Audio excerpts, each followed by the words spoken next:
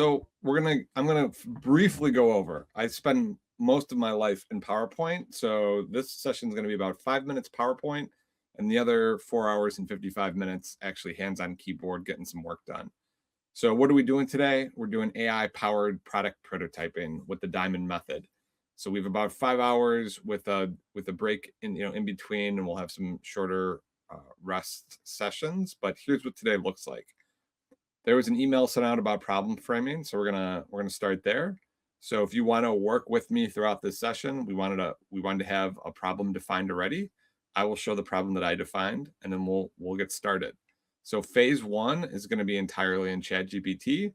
That's where we're going to take our problem and we're going to see what does our problem look like 3, 5, 10 years from now. What are the drivers and signals of change that will shape this problem? Are we building for the problem of today, or are we building for the problem of tomorrow? Then we'll synthesize that, and then we will update our problem statement based on if we think that these trends and forecasts change our opinion of the problem statement. Once we have our problem statement defined, we're going to go into design. So we're going to go into the concept. What are we building? What's the core definition? Think about this more as like the user stories. Then we'll go into visual design direction. How do we want this to look? What's the color palettes? Do we want the design principles to emulate anything else that we like? Cool, we got that down. Then we're going to start transferring over to Figma. So we'll go into Figma Make Build and we'll design it. And then we'll go to early go-to-market testing. So this is key before we develop a line of code to make sure that what we've designed works with the user and they're willing to pay for it. We'll do that. Then we'll transfer to GitHub and show you how to upload it to GitHub, and then drop it into both not new for the development and deployment. After that, we'll take a break for 15 minutes. Then we'll go into phase three. There's like the strategy, the architectural strategy we're going to skip over. It's in your prompt guide, but it's just too much for a 5-hour workshop. So if you want to go back to this, you could go into systems thinking, what you build, what will it affect systematically. It's a non-technical exercise. Then go into technical systems mapping and architecture diagramming. I have the prompts in there. We're not going to do it today. But what we are going to do is go into setting up your Supabase database. So we'll do some prompt-based database building with building SQL databases with prompts. Then we'll go into your workflow automation with N8N. And then the bonus to this is we're going to set up integrate a voice agent with ElevenLabs. So you'll have multiple agentic platforms in your prototype. And then I left an hour just in case that we don't hit the marks on some of these, and if we go over. And then I expect this to go over a little bit, but the rest of that time, I want to be able to answer any questions, go through, make sure that you've gotten everything out of this workshop that you can. This is a lot of information in 5 hours, so this will be recorded. How I learn sometimes is I'll sit through a workshop, I'll try to keep up, then I'll go back towards the recording, and I might replay a section a couple times until I get it. Also, everything that we go through in here, they have incredible training material that supplements it. So, I mean, I could do a full workshop on probably each one of these, each platform, but we're putting them all together today for you to get a sense of it, and then you'll know how to put everything together. So why do we do it like this? So, the AI landscape is crowded with tools. Everyone has a revolutionary platform that promises to make you the Marty Kagan of product development. But a lot of AI products fail not because the technology is not there, but because teams chase an idea without validation. So for the last couple of years, since I'll say generative AI has become mainstream, we've had clients asking us, like, how do we do this the right way? How do we innovate? How do we become successful with the time that we put into R&D? Well, it's a process. We need to look at the triangle of things that are happening to make sure that we get an outcome. Are we meeting the needs of the user? Are we meeting the needs of the business? And are we able to do this with the technology that we have right now? So, kind of operating within those constraints, sometimes we skip like what's good for the business and we skip what's good for the user, or we try to do something that's maybe technically not feasible yet. So this process is kind of going through and going through 6 stages, keeping everything in a database so we could reference it later. But it's a comprehensive framework, and it's 6 interconnected phases. And as you go through this, hopefully after this workshop, sometimes you might go from, define or ideate or optimize back down to ideate. This is not perfectly linear. You could go back and forth through these steps. So what we're going to go through today, we're going to define. So we're going to define our problem statement through strategic foresight. And we're going to anticipate market shifts in user behaviors. So almost think about this as building future personas. I love this section. I've gotten so many great ideas. I'm trying to solve a problem right now. For example, AI adoption, which I'll show some examples of throughout. And I went through the define strategic foresight phase, and it kind of gave me the horizon in the next 3 to 5 years and say, AI adoption is not going to be about the tools, but it's going to be about the new workflows that are created with agents. And how do you manage not just tools, but how do you manage agentic workflows in the organization? So that really gave me some insight of the product that I'm building. Am I building an adoption product today? Or am I going to build an adoption product that can transform into an agentic adoption product in the future? So that's why we do that. Ideate, this is design thinking on AI, to put it mildly. So we're going to go through there. We're going to generate ideas. We're going to do the design. Architect systems with comprehensive impact analysis. I think this is important for a couple different ways. Everything that we build will have an effect. So going through the systematic effects, like if you give a user this tool, social media, for example, what are they going to do with it? There's going to be some good things that are going to happen. What are the risks? What are the bad things that people could do with social media? Thinking about it like that, putting constraints or opportunities in your product. Then from a technical perspective, how does this fit into the system that you already have? If you're in an organization, if you're not, you don't have to put that much time into it. Then we'll materialize. So how do we build production ready solutions? We want something with quality and performance that's going to scale from day one. We don't want prototypes that we throw away. We want to continue to build. And then we optimize. How do we build feedback loops into it, measure what matters, get user feedback, and improve systematically? We're not going to be going over optimize and network today. It's not enough time. We're going to focus on the first 4, and then network. So this is, again, primarily if you're in a large organization, we're building a prototype that can stand alone on the side. It can do everything. But then what happens when you have to take that prototype and ingest it into your monolithic corporate technological ecosystem? So what are the network effects and ecosystem integration to go along with that? And then the final D in the diamond is the data-driven learning loop. So we're doing all these things in AI. So the prompts that we're building, the feedback that we're getting, everything like that is stored in data that we could reference later. So you have the rest of the PowerPoint presentation. You have the rest of the PowerPoint presentation in the files that you could go to at any time. I could reference some things later if needed, but let's get hands-on. So we're going to start in ChatGPT. So just to kind of give you an idea of my setup before we get started, if you have 2 screens, that's helpful. If not, you're just going to have to toggle back and forth to screens like I will be doing as well. So I have ChatGPT in front of me. I have the prompt guide for AI product development that you should have received on my other screen. That's key. I think it's pinned in the program too. It's the one thing. Follow along with me today. If you'd like, if you're going to be hands-on keyboard, have the prompt guide open and ready. So the prompt guide has phase 0 problem framing. That was the homework assignment or the pre-work assignment. I picked a pretty general problem that I feel like a lot of product managers deal with. I'm a consultant, so I'm trying to work with the best framework in product development. So Scrum, Agile, what have you, but in a consultant environment where everything's project-based. So I'm supposed to be creative and iterative and go through these sprints and do these things, but I have 3 months to get something done.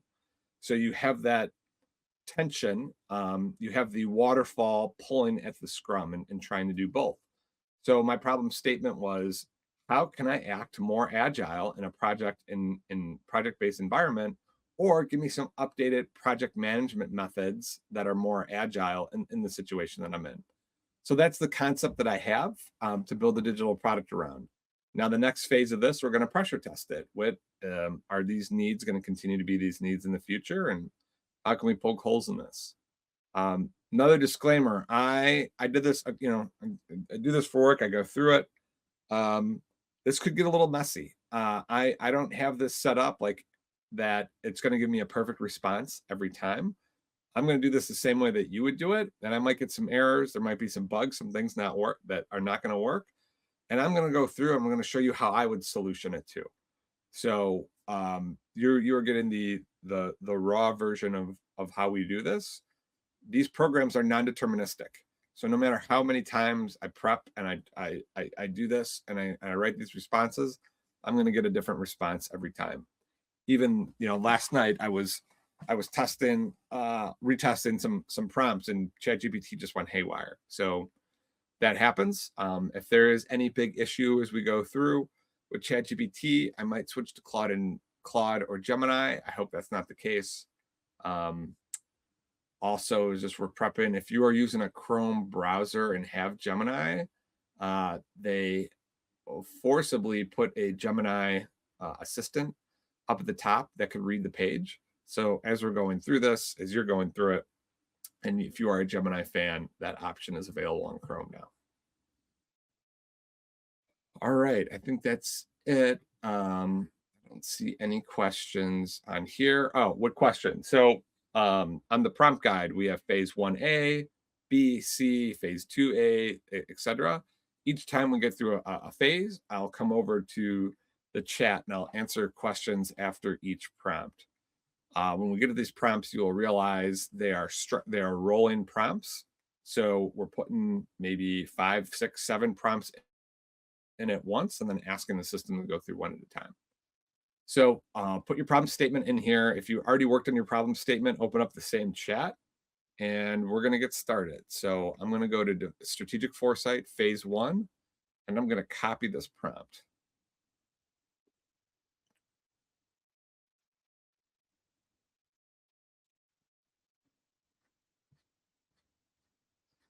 And it is a long one. I think this is our longest one. It's multiple pages. So I'm going to copy this. I'm going to put it in there. And as it is processing, I'm going to talk about what the prompt means. So why are we doing this and what are we doing? First of all, I'm giving it a persona and saying, you are my AI foresight engine. And then we are running the first part of this phase. Here are the rules that I want you to follow. This is very important. I wanted to stay contained within the lines. Paste your problem framing statement here. It should pick up on mine. It's probably going to ask me a question, but we just did that. So first, we're going to look at user pain points. This is where we start. What problem are we trying to solve? Then we're going to do a horizon scan.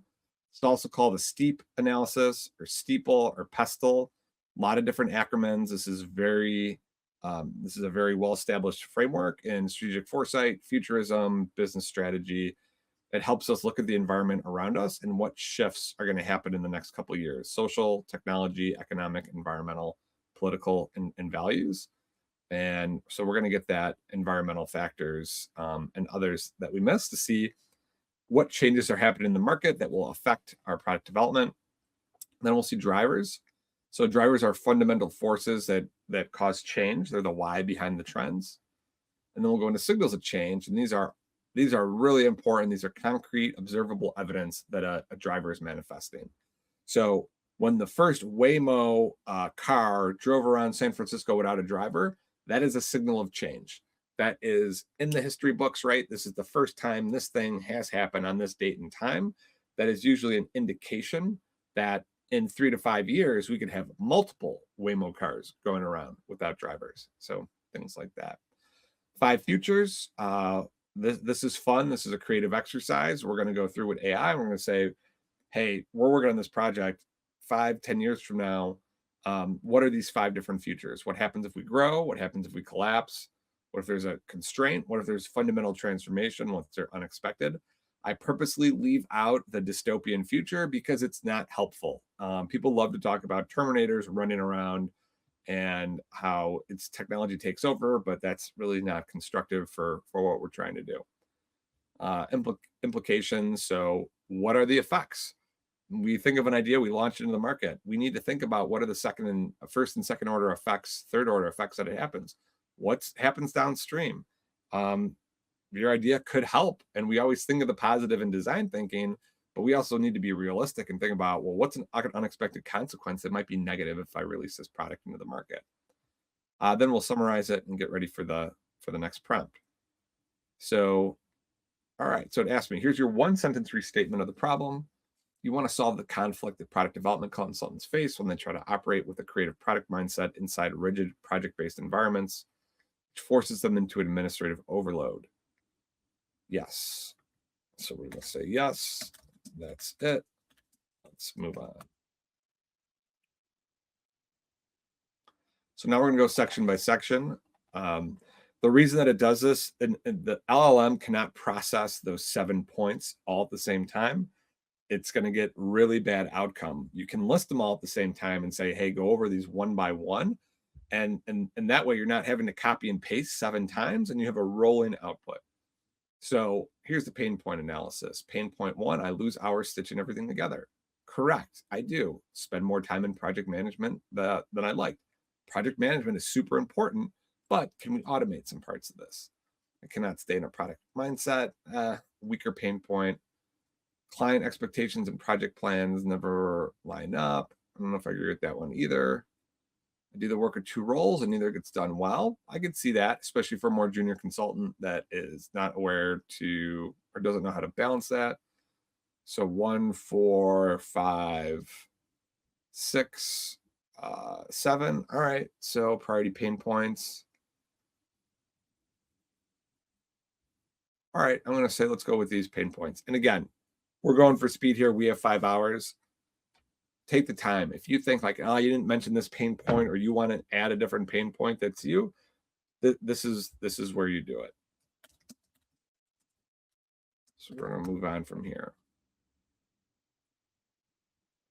Here's where this gets fun. And a lot of this too, this is information to you to think about, to expand your mindset of the problem that you're trying to solve. So it's looking at social factors, rising burnout. I think that is not a future thing. I think that's a current thing. Growing expectation for personalization and work tools. That's going to be a continuing trend.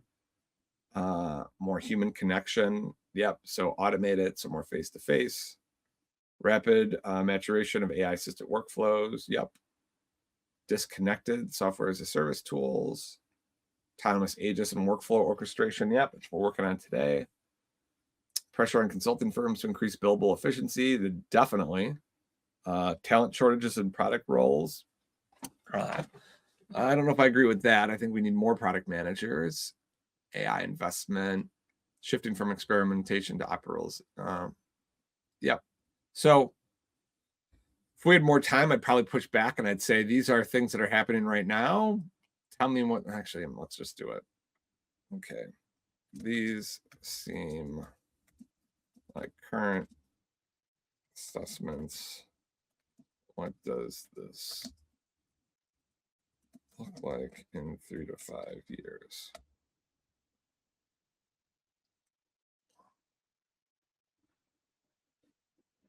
Okay, so this is kind of more aligned to what I would expect from something like this. There's a structural crisis. People are overworked. AI co-pilots are standard within the workspace. Client delivery is high touch, high trust engagements. So a lot of our work is automated and relationship driven more than ever. AI agents run entire workflows end to end. Yep. Interoperability becomes mandatory. Yes, this is how I see the future. So sometimes you have to give it a nudge. And again, to what extreme limits do you want to go? You could say, I said 3 to 5 years. You could say 5 to 10. You could say, what does this look like in 50 years from now? No. So let's move on. This is great.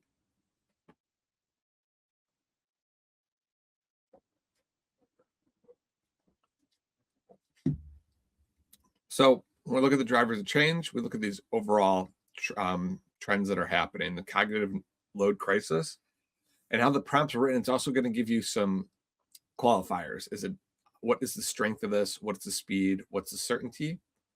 So I'm not going to go into these in detail, but we'll go through. We get our drivers of change. This is, another quick caveat. If I was doing this by myself and not timed, and I was using ChatGPT, I would put this on thinking mode for longer answers, and I'd probably dive into these prompts a little bit. No matter how many times you prompt it, you could always go back and say, move on to the next step. All right, so move on.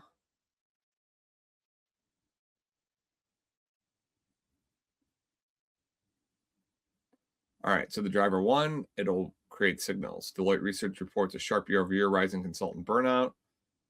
Okay, when 2024, 2025. Now I'd probably update this again, and I'd say search. I'll just do it. Okay, signals. We try to say signals from the last 6 months. From the last 6 months, so please. And it's December, 6th, 2025. So use that as your anchor.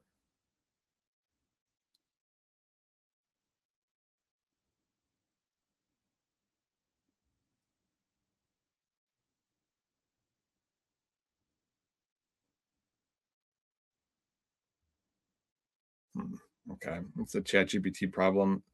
I could tell it went too fast.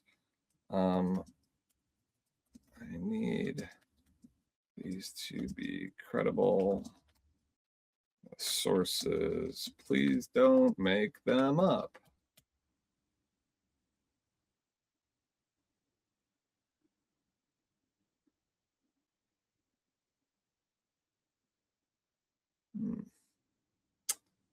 Yep.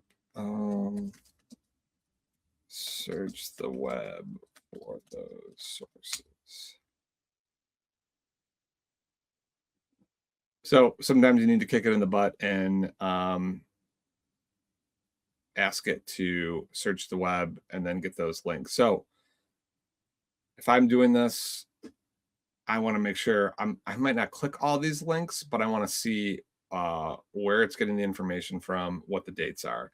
So when I see October 10th, 2025, I know that is August 12th, 2025. Okay, cool, right? Like it is getting information from where I want to go. I don't want a broader scan. No, let's just move on.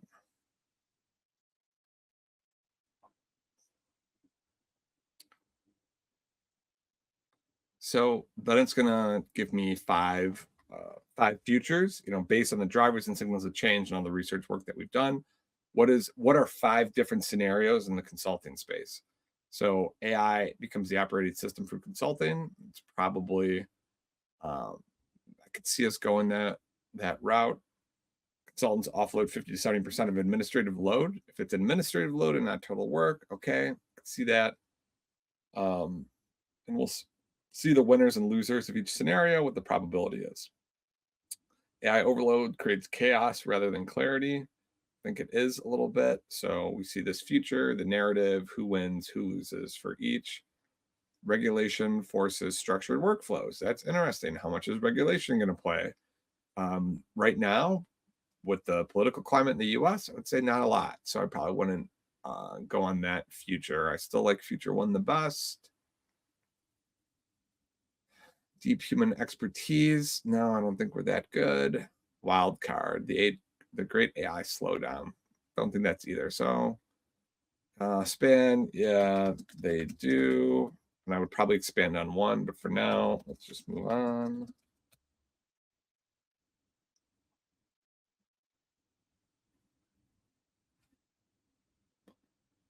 Did I break ChatGPT?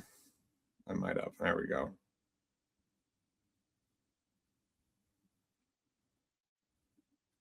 So then we go through our futures and we say, like, all right, if this is the future, here's the first order effects, second order effects, third order effects. And think about the long tail going through, what are the consequences? if these technology trends continue, and there's some really interesting perspectives in here. So, the consulting market bifurcates AI augmented strategy leaders, or the billing model shifts towards value-based pricing because deliverable volume is no longer a proxy for effort. So fundamentally, the business model of consulting could change. And again, this should be able to relate to any problem statement that you put in. So we're going to keep going. Nope. Let's wrap up. So we can try to stay on time.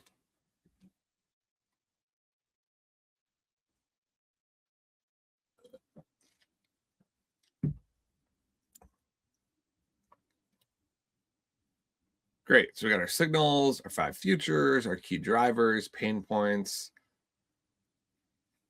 Yep. Save this and let's move on. Oh, actually, phase 1's complete. So said earlier, we're going to skip 1B. That is more depth in this, and it's an acquired taste. There are master's programs in strategic foresight and applied futures. So we're going to skip that, and then we're going to go to C, which is pretty much wrapping this up and getting design implications.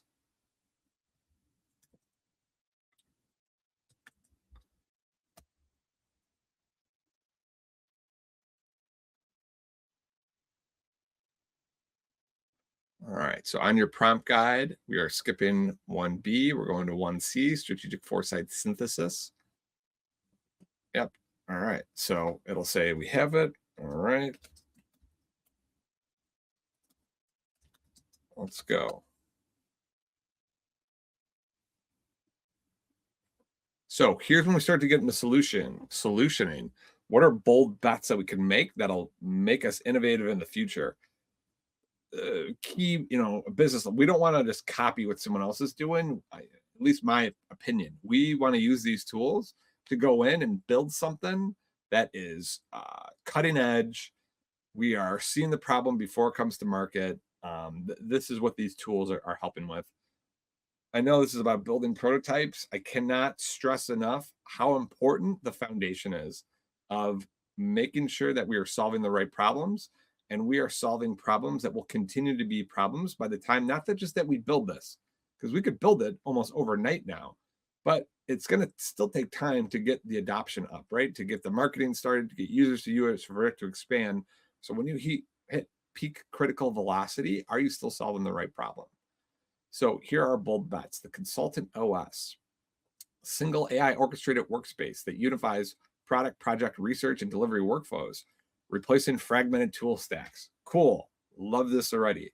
Why it's bold. One unified brain. That'd be great. How many of us work across multiple platforms? And Jira, Confluence, Trello, those are all Atlassian. I got to think of some new ones.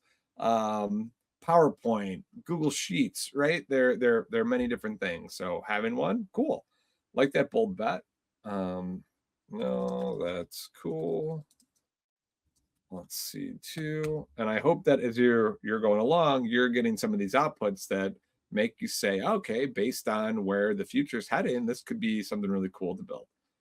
AI is a strategic co-pilot for product thinking, but higher order strategic reasoning, I could do that in ChatGPT. So I'm going to skip this one. Not a fan. Move on.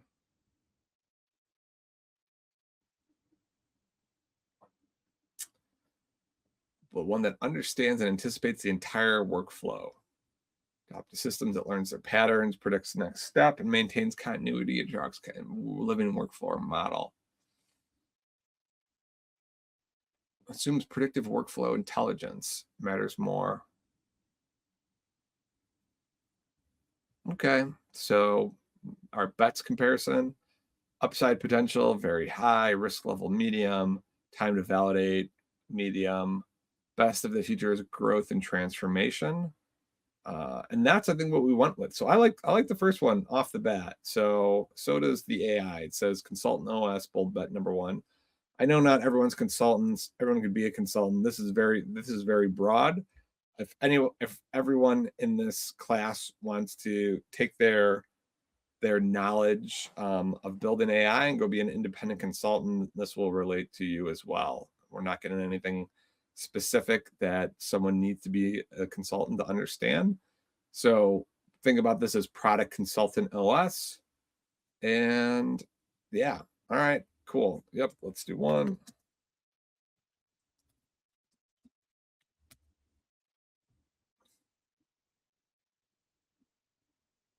So we're going to have a revised problem statement. So what we started with, future forecast, big bets. What do we want to build that's going to be there? What we learn, cognitive loads, a real bottleneck. Hybrid roles are becoming permanent, which is true. AI is evolving from task automation to orchestration. Tool consolidation will accelerate. The future rewards consultants who spend more time with people, not artifacts. I agree with all this. So let's spin it out.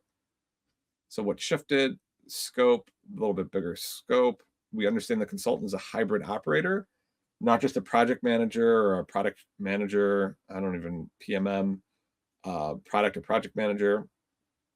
Yep. So I think it took Toby's name out, so we might have to write a new persona for Toby. Maybe we'll name him something else. So comparison table. So original, and I love this comparison. What we started with to where we are now. So product development consultant to hybrid. So it could fit both roles. Absence of unified OS, deeper root cause, productivity and burnout, competitive advantage, strategic erosion, improve workflow to just completely create a new category. All right, cool. Like this. Let's to the final deliverable. Oh, spelling's optional here too. So we have our revised problem statement, our foresight foundation. What are the key drivers that are shaping the space, and what are the signals? Here are the 5 features that we talked about. The probability, we are aligning to probability of this future. The joke in futures work is that the only future that we know is not going to happen is everything stays the same. So that's our primary bold bet. And again, I'm cruising through this.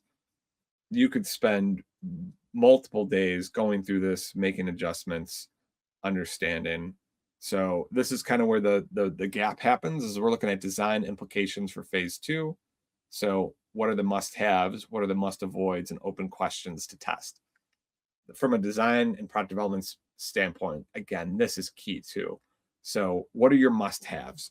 We think about, and everyone's heard the concept of like minimum viable product. This is kind of like that. What's your MVP features? What do you need to have for users to do this? What do you need to avoid?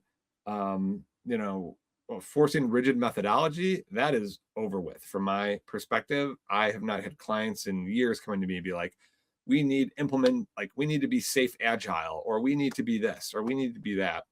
I think the days of rigid methodologies are over. It's kind of methodologies as guides, and heavy UI that replaces existing in tools. So we'll kind of dig deeper into what that means, but I agree with all this. So yes, so it's approved. It's approved. Hold for directions. So also make it stop, because it'll keep going. If you don't give it the prompt, it'll make up the next prompt. So we want to make sure that we pump the brakes on this. So we went over 2, and I didn't look at the questions. So I want to make sure. All right.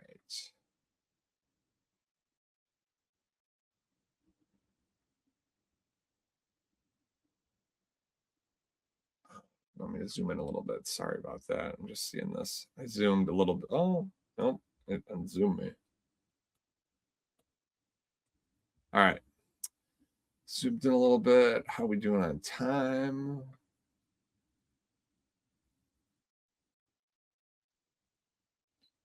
All right. 15 minutes, kind of as expected. All right. The traditional methodologies are great, but in AI first world, what would be the differentiating factors? Um, Traditional methodologies are great. I think differentiating factors are situations like this where we start with like, here's the methodology, and then use AI. Like with your methodology, it turns into like AI is the methodology. So this class is a perfect example. We're doing a prompt-based methodology that is way different than traditional, because traditional was like, if A happens, do B. If B happens, do C. It was very pointed and rigid, to where these frameworks like Diamond are non-deterministic. That is the differentiating factor, that the methodologies are hyper-personalized, safe. A lot of all these methodologies are, well, here we have this blanket methodology for multiple industries, multiple people, multiple things. And I think that the context switch is now that methodologies will be hyper personalized, driven by AI. You know, if you are in the oil and gas industry that are dealing with this set of problems, here's here are some of the methods that you could use. No longer will we have one blanket methodology that everyone could adhere to, and that's what we're trying to do here today. If you can notice that, for those that are following along with your problem, the output should be specific to the things that you're dealing with. So great questions. Keep them coming. I will answer to the best of my ability. We're going to go into phase 2 now, exploratory design, concept and core definition. We've got about 15 minutes left in ChatGPT, and then we're going to jump over into Figma and start creating things. So appreciate your patience. Again, you know, in the large scheme of things, us spending an hour on the foundation, and not even, because we had the intro, right? So us spending under an hour on the foundation is good. We got to make sure that we have a solid foundation before we invest the time into building stuff. So I'm going to put 2A in, and I'm going to let that rip. So your bold bet is the Consultant OS, the unified AI orchestrated workspace that becomes the operating system for modern consulting. Yep, that's my target user. That's the core problem. Yeah, yes, heck yes. Heck yes, let's go. I don't know if ChatGPT can get excited. Well, let's ask, are you excited? Hopefully it doesn't break my prompt. All right, good. ChatGPT is even excited about this. Let's go. Section 1, concept directions. So the unified workspace brain, an AI-powered workspace that keeps your entire engagement in sync while you focus on the thinking. Great. This concept replaces your fragmented tool ecosystem with a single adaptive workspace. You start an engagement file and drop in documents, tasks, notes, and artifacts. The AI automatically maps everything to a structured workflow and keeps it updated. You work from a single canvas while the AI handles organization, synthesis, and continuity. Okay. Updates timelines. That's the first thing I was going to ask. Reconciles frameworks. Notices contradictions and maintains context across everything you do. I like that. It kind of reminds me, like, contradictions in project management is kind of like the PI planning, where you're looking at like the dependencies and what dependencies could break the timeline. I think it would add it. Organize. This is orchestration. Cool. Concept B, the predictive workflow engine, so that knows what you need to do next before you do it. Predict and guide your next steps. It recognizes patterns across your work, anticipates research, suggests actions, and auto builds plans based on your goals. All right, kind of like that. Temporal modeling and behavioral pattern learning. That's cool. The instant engagement builder, create a complete project, product, or strategy workflow in under 60 seconds. I don't think that's realistic.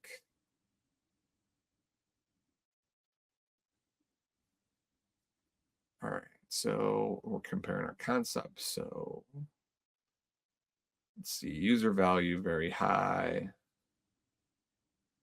We got 2.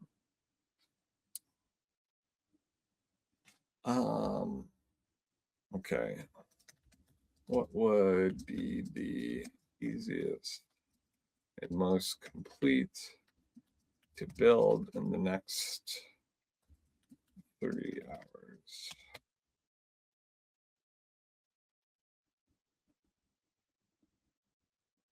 Well, we don't want that. So we want to show complex logic orchestration.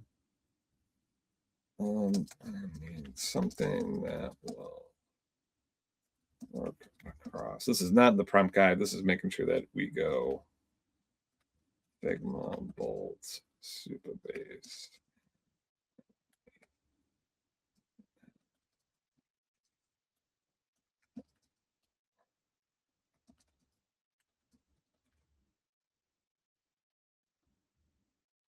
That.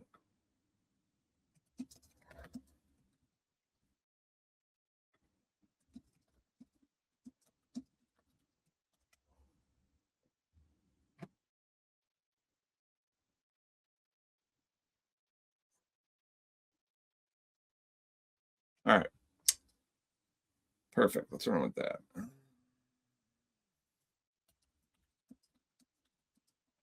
Now, obviously, this is not a question that you would be asking it if you were not teaching a demo, teaching a class.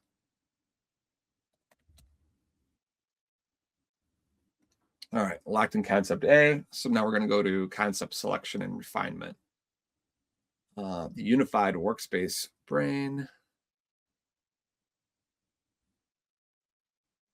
Here's our value proposition. So this is the point in the project where it's like, all right, if you're working by yourself, maybe you need an investor. So you need your elevator pitch and your core value prop. If you're working in a corporation, maybe you need your boss to sign off on some funding or just some time for you to go build something. This is where this comes in. We're at the phase is like you have a concept, you thought it through, you've done your research, you know the problem that you're trying to solve, the future problems that are there, and then you have your core value proposition. This is how you sell it. This is what it is. This is what it's not. It's not a better Jira or a prettier Notion. It's not a chat bot. So this is what success looks like. You get some metrics. Love this. This is what failure looks like. I ask my teams like this all the time. Before we embark on a big project, what's 5 ways that this could fail? And we think about that and then help set the context. So does this refinement capture the product that you want to build? Said, yes, let's go.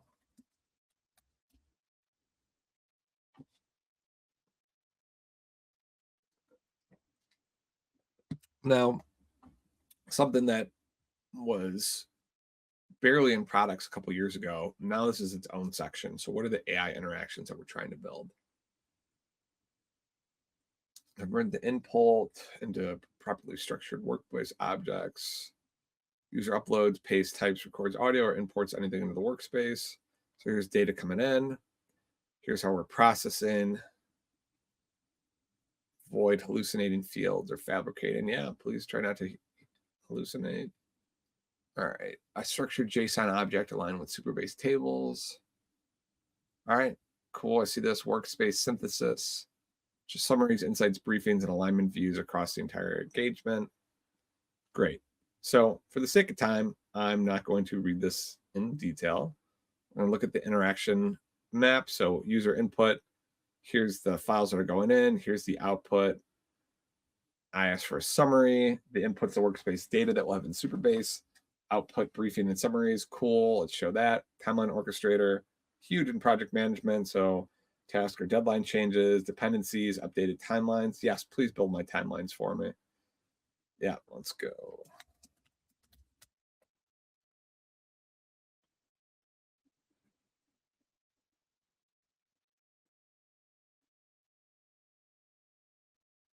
All right, so first screen, onboarding, yep. And then here's home, here's where everything lives, okay. Workspace canvas, the main working environment, all right. AI insight panel, cool, can't wait to see that, can't wait to see that. Timeline view, that's what we wanted. Meeting prep briefing, heck yeah, all right. I actually might be using this Monday morning at work. So we have our screens. And again, go through, you might, on your thing, you might have different ideas. This is a time where we're like, I don't know about screen 5, meeting prep briefing. I'd really like to see this. Sometimes you can also do that in Figma. Yeah, let's move on.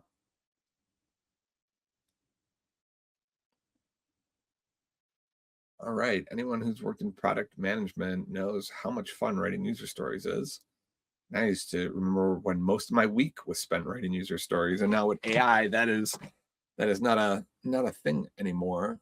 I think for a lot of product managers. So, all right, here are the user stories. Again, we'll go them. Should have these add delight if in depth if time permits. Cool. Won't have. Yep. All this critical. Yep. Summary.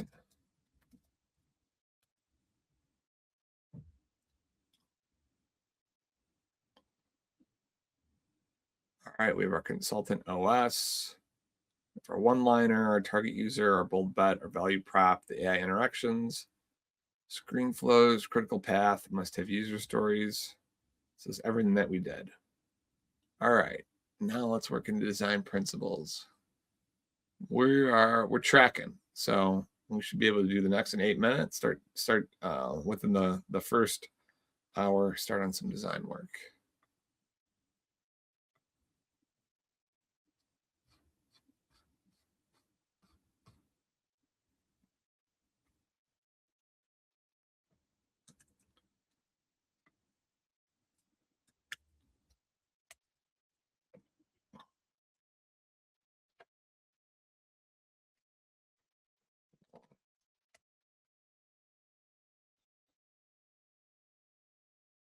Let's do it. So, principle one, just some context here. Going in and designing without guardrails is dangerous. So we start with the principles. What are the values that we bring, the concepts, the clarity that we want to bring in the design to make sure that doesn't go off the rails. So we're going to set some design principles. And not only does this help us as creators design this, but it helps the AI stay within a certain range. So when we do get to design, because it does use tokens, right? We know we only have so much capacity in Figma and Bolt and these other tools. We want to make sure that in something where we have almost unlimited access like ChatGPT, we could define not just the user stories, but the design principles and guidelines. So clarity over clutter, AI is a visible partner, cool. Structured sophistication, fancy. Yep, visual hierarchy reflects. I really like that one. Flow, not filed, exactly. This is not a database. Not chaotic. Cool, yep, this is good. Let's do colors.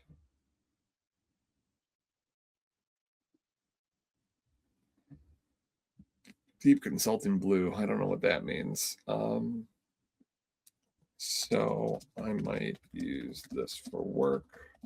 So please use the CGI brand template and their colors, especially the cool gradient thingy. And I love this because let's see if it catches on to what I'm trying to ask it to do. Alternatively, I could not be lazy and upload my actual brand guidelines from the company if you have them. And it's exact. Yeah. Yep. I don't have it. I'm on my personal computer. Use the best match you can find from the web.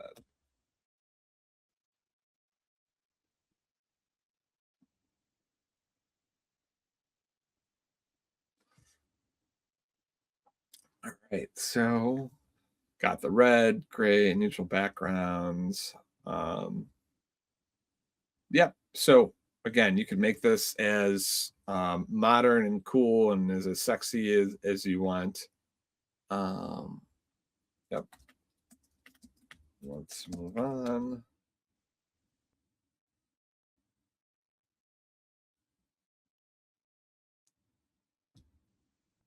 Source Sans Pro, I actually probably would agree with that.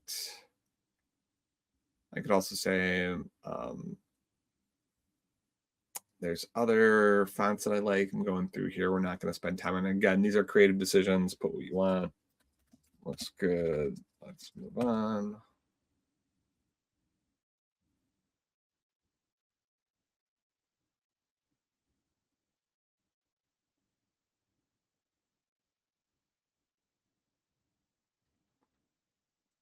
All right, component styles. Again, these are things that we're doing here so that we do not have to continually update these in Figma or Bolt.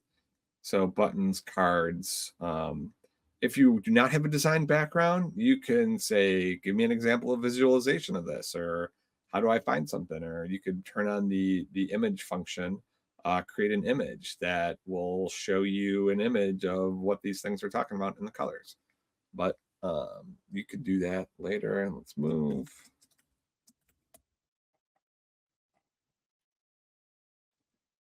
Design inspiration.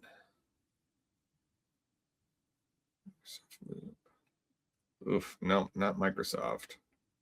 Sorry. Notion's really complex.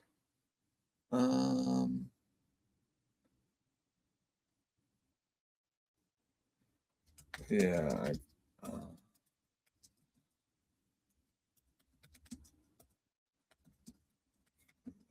Either look at the big four consulting firms and get some inspiration there, or from design agencies. A good design agency off the top of my head right now. Oh, actually,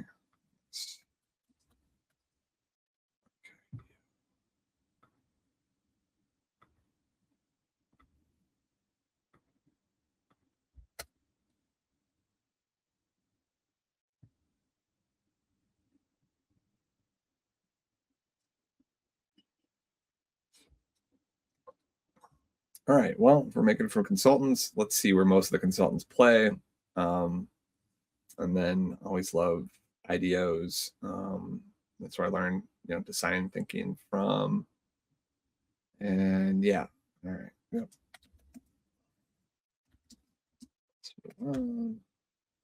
So again, I mean, these are coming from my perspective, but if your product, if it's based on like, I love the Google OS and this thing, or there's this game that I play, I love the visual conceptual feel of, put those in there.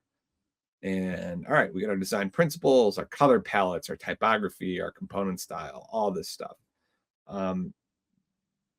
So each time you finish a section too, just for sake of it, I would copy and paste. So when you're done with phase one, copy the summary output, paste it in a Word document, something like that.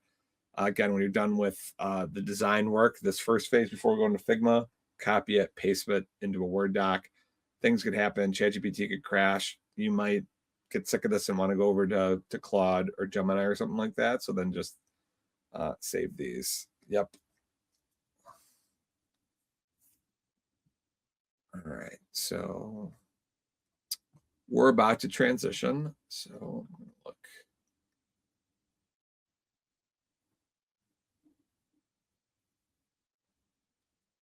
Ideation pipeline, taking ideas, similar with problem definition. Yeah, great ideas.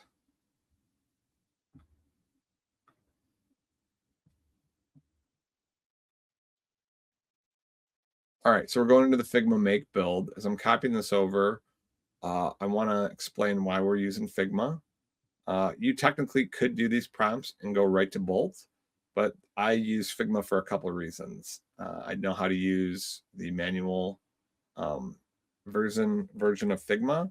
So I could do something in Figma Make, and then I could transfer it to regular Figma, and I can finalize the design manually. If I'd like, take that manual design, put it back into Figma, have it update the front end code, and then shift it to GitHub.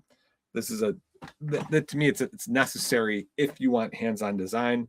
You could prompt away all day on Figma and still not get the exact detail that you want. So that's why we're here. So if you do have a Figma license, we're going to go into Figma. If not, you can go directly to Bolt and use these same prompts in Bolt. So just a little caveat there. All right, let's get the prompts. Yep.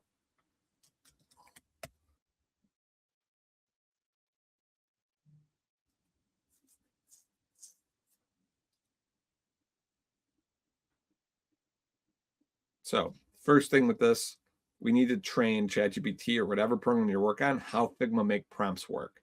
If it doesn't understand how it worked, it's not going to write you the right prompts. All right. So what fails? Vague direction, overstuffing a single prompt, forgetting style and assuming memory. All right. So here's our 5-part formula for Figma Make prompts: screen purpose, layout structure, explicit element list, visual rules, any required states. Yes, let's go.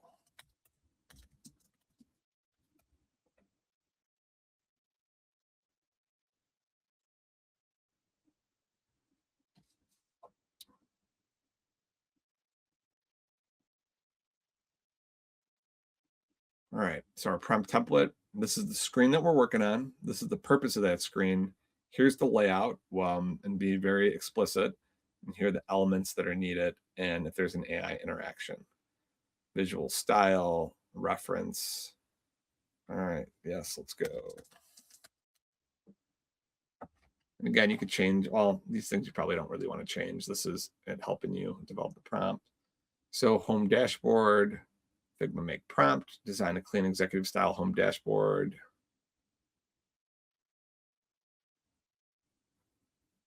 All right, it's got the primary, secondary.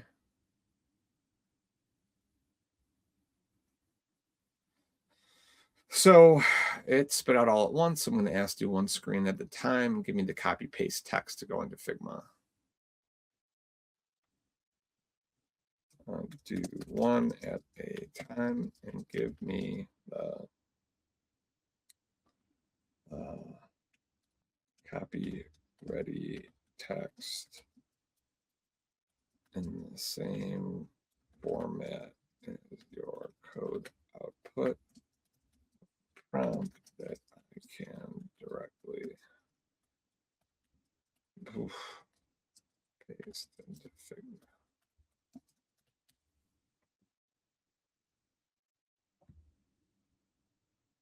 So, yep, here's where we want to get to. We want just the text output that we could copy one at a time. The style, the colors are there, references. All right, let's see how this works. So we're going to copy that. I'm going to switch. So here's the homepage of Figma. On the upper right, you have design. This is the standard kind of Figma that I started using. So this is like manual design. Figma Jam is kind of like Mural or Miro. Slides, Buzz, website builder, Make. So this is right here we're going to use. It's called Make. So we're going to start a new Make. Before we do that, I don't know, again, we're in a workshop, so I don't know how it's going to go, non-deterministic, but I want to show an example of something that we've actually used at work. So this is something that we've developed, so diagnostic AI, to be able to understand how people are using AI. So from an employee perspective, we see how you're progressing towards learning AI, your learning journey that we've developed and where you are, badges that you've earned. Here's different challenges for you to try to get better at different parts of AI based on your job. And then these are links to our Learning Academy to go through. You're in a team, so how your team's doing. So this is something that we built on Figma Make in multiple different personas. So we have everything from employee, what does the manager do? Manager has to do interview about their team, so we can get an idea of the maturity level of the AI ability for each team under each manager. There's an administrator where their job is, numbers, who's in, who's out. Also the executive, how is AI doing? So from a design perspective, this is why I go with Figma Make. Like the outcomes, it's a trusted partner in Figma where we've had a relationship for a while. Could even do the back end, showing how the AI and behavioral science works and what we're doing. So again, I just want to show here's like the best output also for clients. And I did a prototype there. So, all right, we're in Make. Now you can attach a design that you've done in Figma, upload an image. You could connect to GitHub, and there's other connectors. But we're going to paste our prompt here, and we're going to let it rip and see what it comes up with. So very detailed prompt. We're going to let that build for a little bit. We're going to have a gap so I can answer any questions. So much of this process can be engineered into AI agents that could do this on their own. Wow, Sri is very opinionated. Yeah, could you? Yeah, you might be able to, but then you use the human element. So product development and design is very, to me, personal and individualized. So if you take the human out of building the product, what are you really building? I see these are more opinions. If you could leave the Q&A for questions. If you have a question about something, please post it there. If you have an opinion about something, find somewhere else to place it. All right, so while it's building, I'll say, okay, let's go for the next prompt.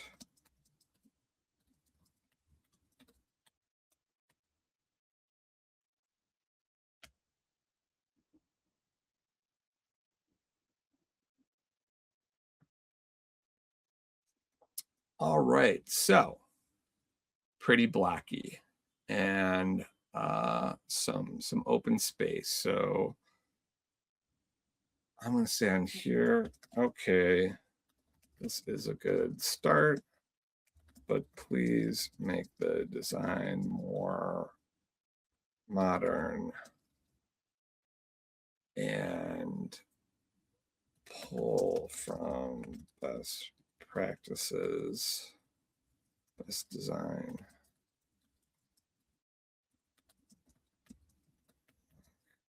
Google material.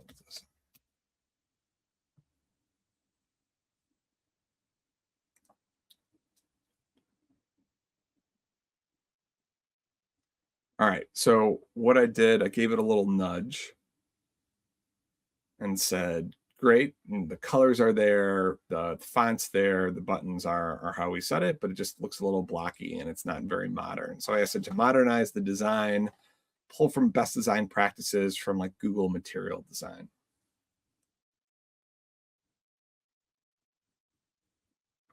Get our next one. So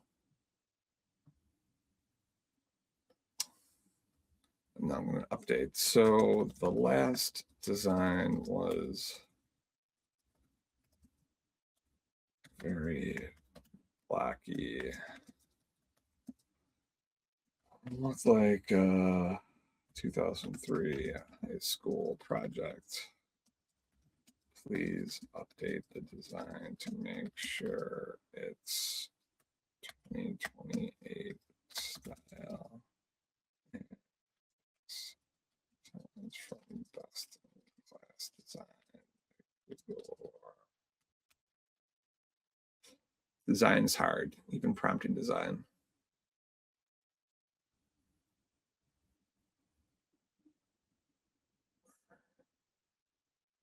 So see, this is better. Oh, my prompt even made it worse. All right. Well, these things happen, so I'm going to ask it to redo the home page prompt. Please, and it completely update the home page.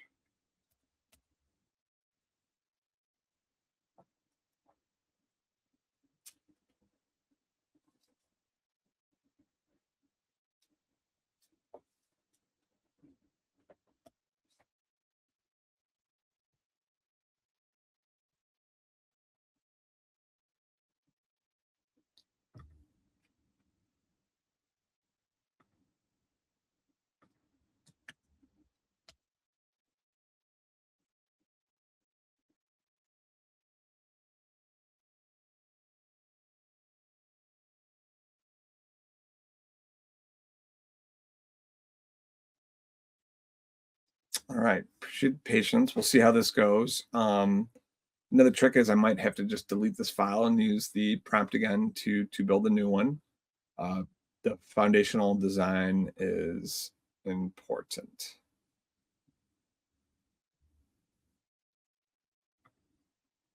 So just go, okay, once.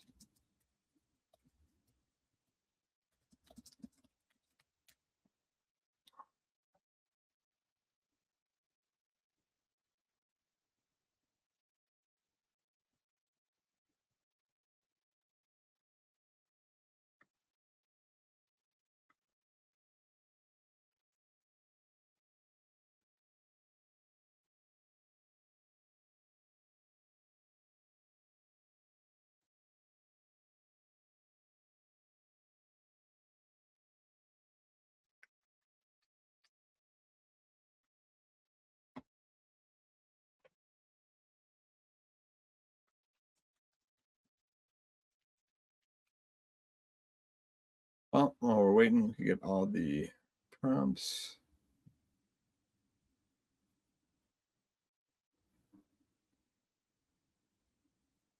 Let's see what should we do. Let's see, Project Hub. I don't know if we're going to have time to build all these, but we'll do Project Hub, knowledge base. I think that should be good.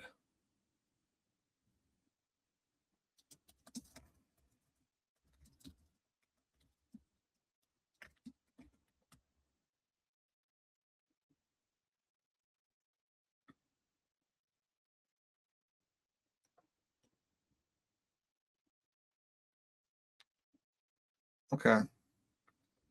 Okay, better. Let's get rid of all the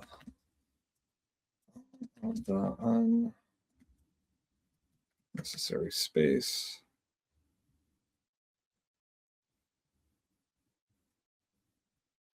Make sure the text isn't overlapping from white to red. Recommendations.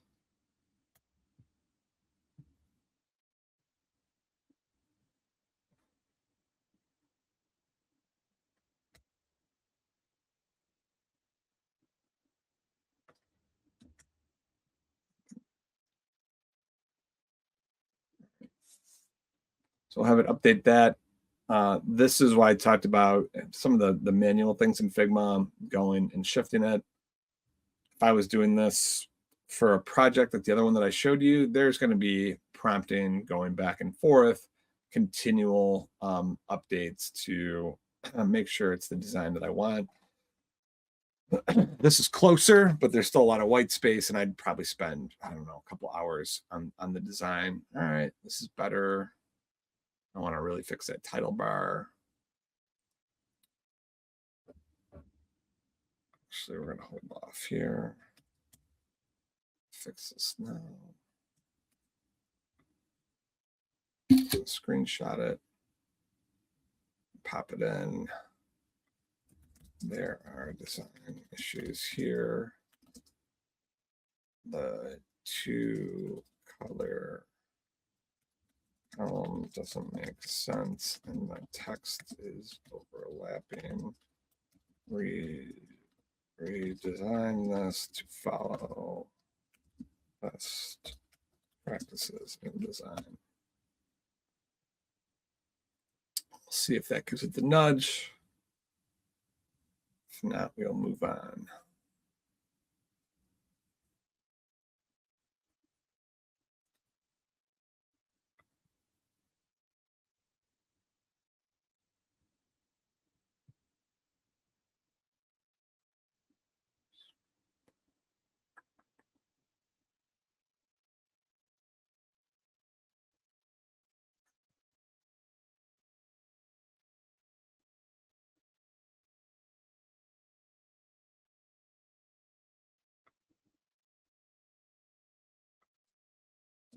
All right, as soon as that's done, we'll run the next prompt, then we'll just keep moving.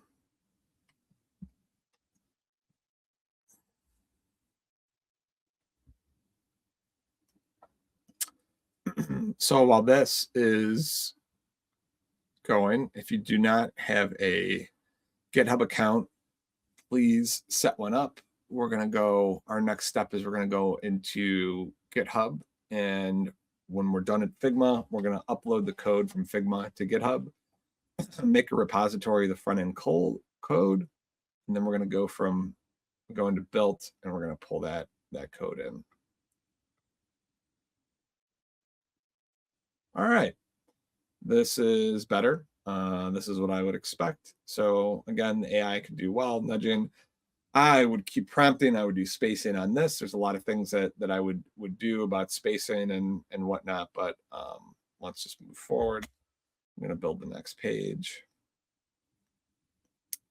So while it's doing the second page, I'm going to find the code for the third page, third screen. Here it is. Also, you could toggle and see mobile preview. So yeah, so usually I get this at the end, and I'll say make the design mobile responsive to make sure that it works on both. You could also see the console, you copy the design, put it in Figma. You could publish this on a library in Figma. You could share. So, all right, we're gonna have the most lag here as it builds these pages.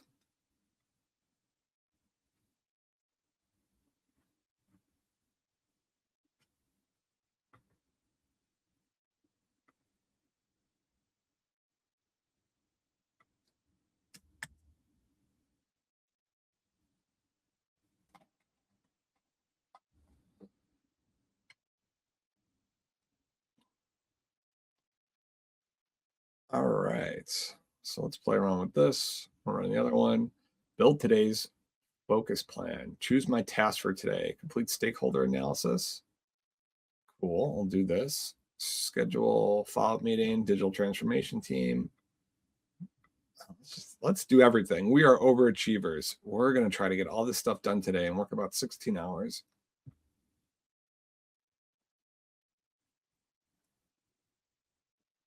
So optimize focus plan. Cool. Again, from a design perspective, I like some of this. I think that the headers and footers are way too big. But the AI plan preview, I would shift the text up a little bit, but from a flow, you got to work on the back button. But yeah, so it's generally getting things out around the type of UI I would expect.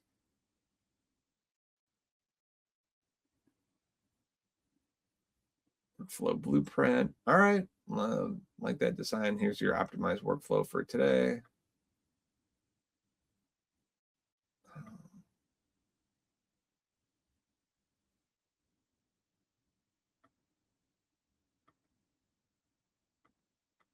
Okay, make sure the back buttons go to the home screen and that the pages that we are building are accessible.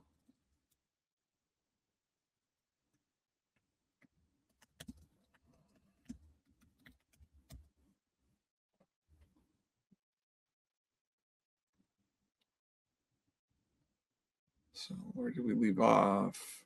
AI workflow blueprint.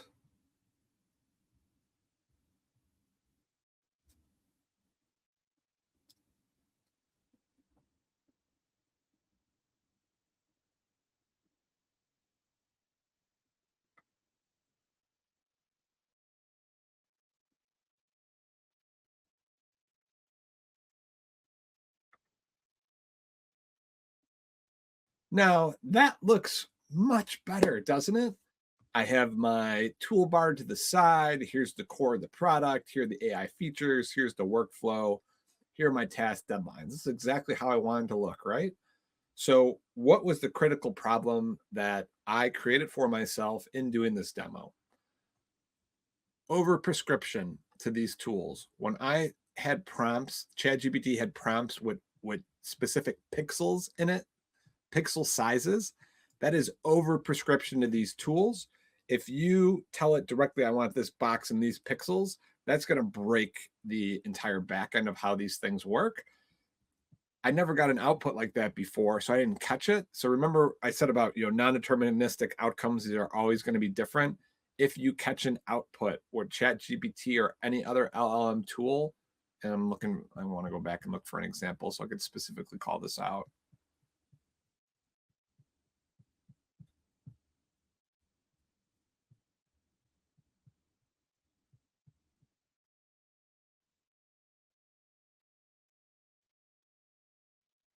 Right here, components, the inputs. So previously, components are like cards and the colors and things like that. The layout and spacing and things like that, unnecessary. I look back at my prompt, the prompt didn't ask for it. The ChatGPT put it in. So if you see anything like this, delete it and say, I want you not to get that specific. Let the tool do what it's supposed to do. So I took that out of the prompt and I reran it. And this is the screen that we're going with. So we're gonna run from here. So we're gonna now our design's been done. We have our screens. My day again looks amazing. Colors close to the CGI colors. We have the gradient, the logo I can put on later. But this structure I love. Now I'm even gonna go into the mobile. And mobile, we're gonna have some. So that's the last thing. Actually, I'm not even going to mobile responsive yet. You can. That's a homework assignment for you. Take your design in Figma or both and update it to make it responsive. And then boom, I got my AI stuff working. I'm good to go. I'm loving this design. We're gonna go forward. So I'm gonna go up here to the settings button. I'm gonna go to GitHub and I'm gonna create repository. And this is gonna be hybrid PM design system. That's the name. Cool. All right. So now that's publishing to my GitHub account. I see the little spinner right here. All right. It says view. It's going to take me to GitHub. Now I literally have all of the front end code. I have the README. I have this on GitHub. I have to make it public though. So it's private, settings, change repository visibility. This repository is currently private. We're going to change visibility. We're going to change that to public. Yes, I want to make it public.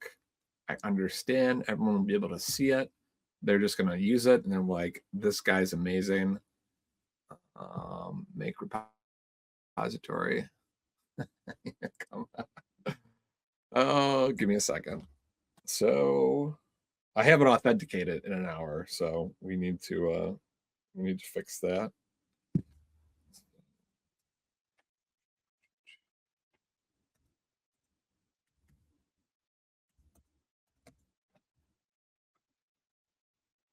Verify that it's me. This repository is currently public. Yay! So we've designed and we've pushed this out to public. We can go through the code. We can send it to our engineering friends to help build it. But you know what? Our engineering friends are probably busy. So let's build it ourselves. Now we're going to go to bolt.new. We sent this in there. Hope that you have an account. You'll see here are the other ones, things that we've built on here. So like I said in the beginning before Figma, technically I could have Bolt design it, and we went over the reasons why we had Figma design it. I like the design. So could I import directly from Figma? Yes, I probably could, but that's a Figma frame. So that is not the entire interactive. I could import, if I just designed one screen I wanted to start with in Figma, I could start there. So another reason, if you went a different route, if you had a designer build a prototype, or you already have designer prototypes, you could pull those design prototypes in, just the static screens from Figma, which is cool. But we're going to pull from GitHub. So I'm going to choose a repository.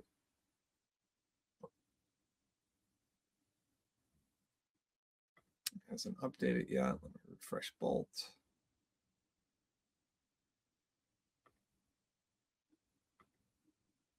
There we go. Hybrid PM design system. Choose this repository.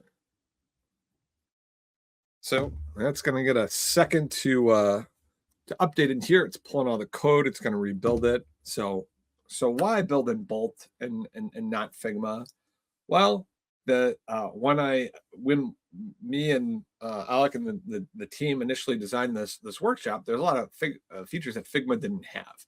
So Figma did not have the connection to Supabase, and there are things that Bolt had that Figma didn't. Those lines are getting a little grayer now, but the big things that I like on here is that you have Claude agent that is running Bolt.new, and Claude to me is one of the best LLM platforms. You have the ability to create a project and buy a domain. So directly from here, I could say pmexcellence.com. I could buy that and I could launch it instantly here. So the entire world has access to your product, which I think is cool. The connection to Supabase and make this, to me, a tool that can do all those things. It has connections to all those things. So cool. So now we're rocking and rolling in Bolt. We got our designs up. I'm going to go through. I'm going to see all the screens. Yep, we got Project Hub. We got Knowledge Base. Generate Focus Plan. Is the dummy data coming in? Dummy data is coming in. Great. We're rocking on all fronts. We got our AI recommendations. We got our day. We got our workflow builder. All right. This is cool. What's our next step? Let's go into phase 3D, our systems architecture, Supabase setup. So we're in Bolt. I'm going to copy 3D. And I'm going to be much more critical about the outputs on my LLM to make sure that it's giving me what we need.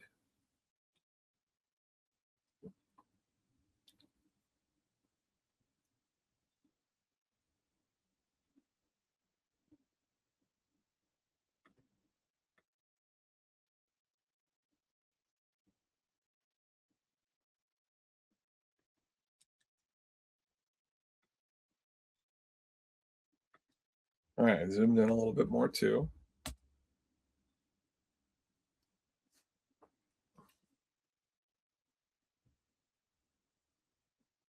So here's our prompt. You are my AI systems architect. We're continuing the systems architecture phase by guiding the user through Supabase setup. Your job is to guide me through the Supabase configuration. Based on our architecture work, we're now setting up Supabase for hybrid PM. In our database and authentication, I'll give you the exact prompts to use with Supabase's AI system. Yes, let's start.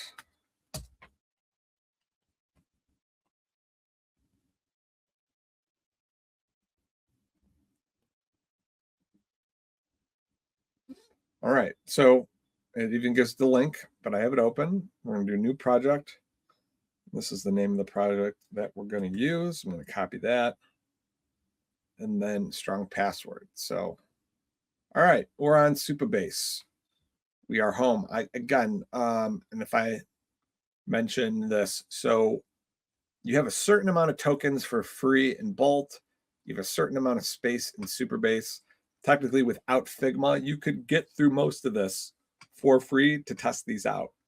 Even N8N, there are thresholds. If you stay under the thresholds, you can build or at least learn the platforms on here. So that's another reason why I picked these. So new work project. So new project under my organization, workshop in, project name. I'm going to paste this in here. Hybrid preamp password. So I'm going to generate a password. I'm going to copy this. I'm going to put it somewhere.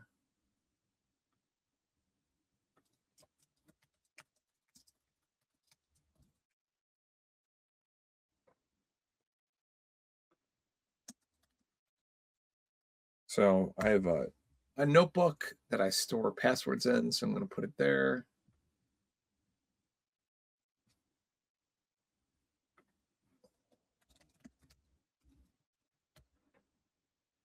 Just going to open up a separate Google Doc, actually. All right, so we have Supabase. And it's a good idea. If you open a Google Doc or a Word document, we're going to have some things that we got to copy and paste in here. So just to keep them all, do my Supabase password, region. I'm going to go more specific. So based on your location, I'm going to go, I don't know why it thinks I'm in Oregon. I'm going to go US East Ohio. Security, public. All right. So we'll create my new project.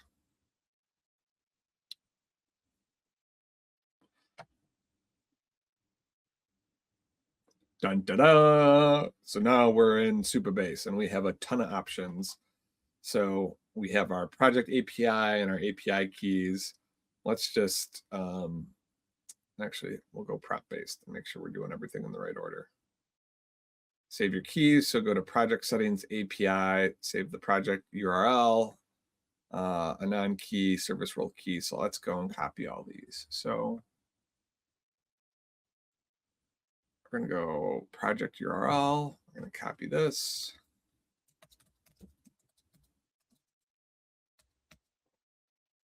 I'm going to go API key.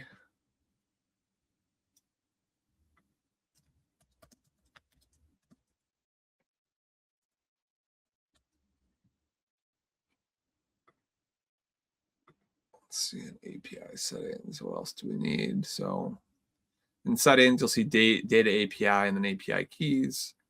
So go to API keys.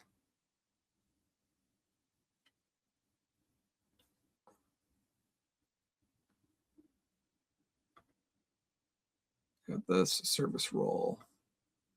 We're going to copy. We're going to need this too.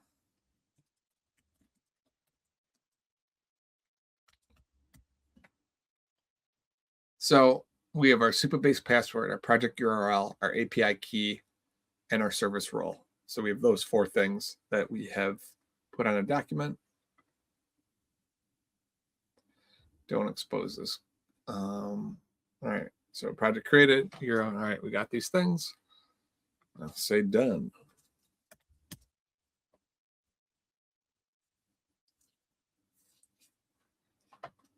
Now we'll create all the required tables using Supabase AI Assistant.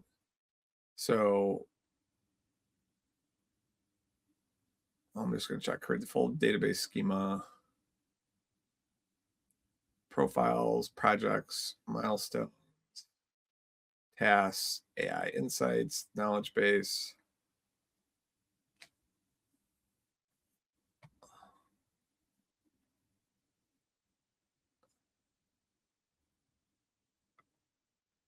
I'm going to be critical of this.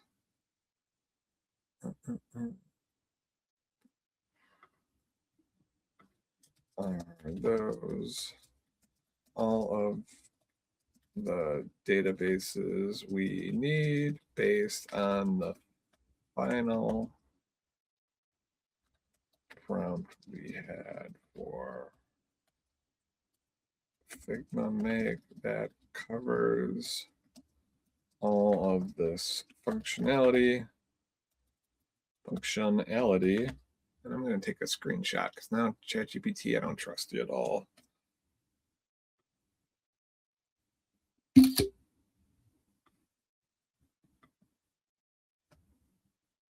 And I guess I could spell it correctly for you.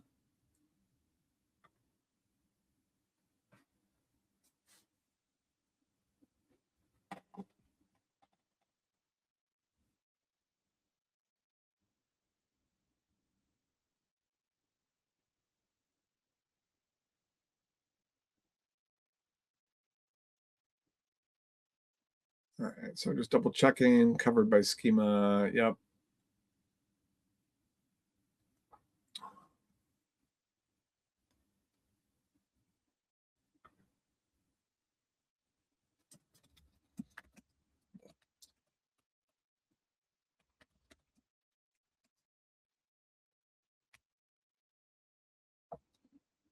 So I'm going to have it add the optional table right now. So as we're creating this, we don't have to go back and forth.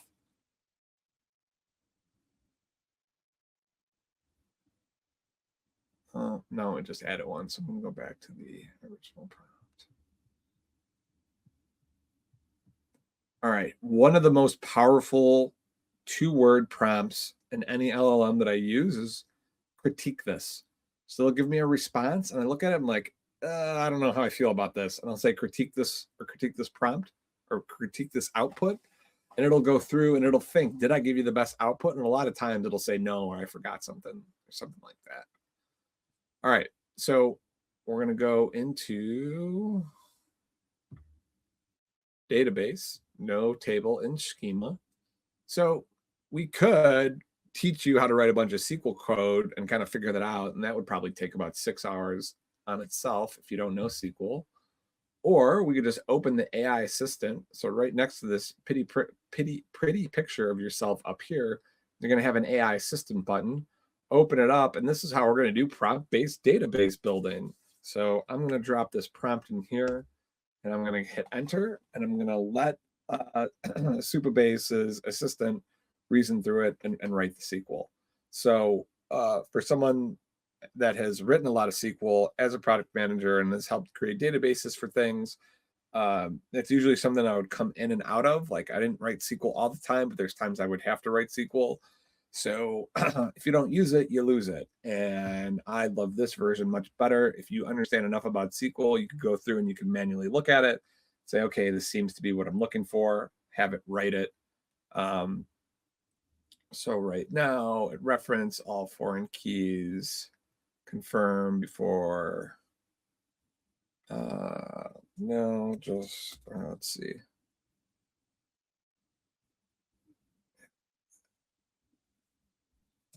Just finalize it.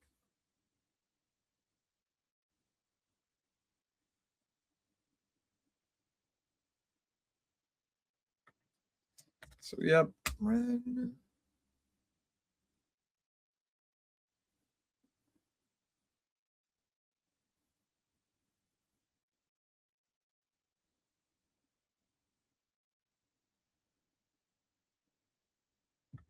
So we'll do run query.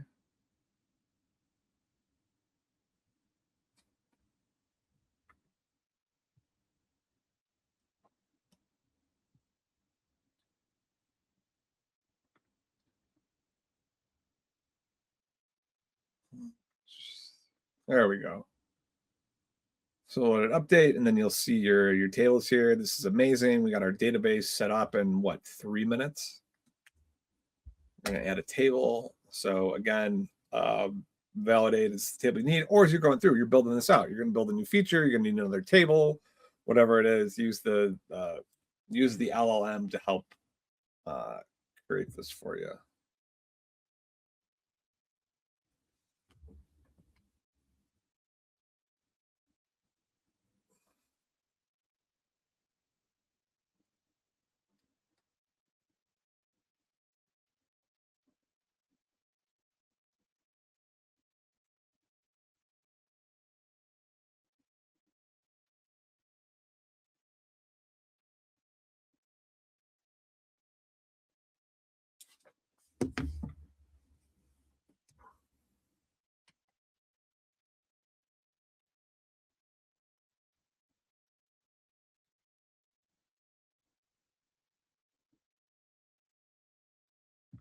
Huh. All right, we're done. Sometimes you got to hit it a couple times. All right, we're good here. So great.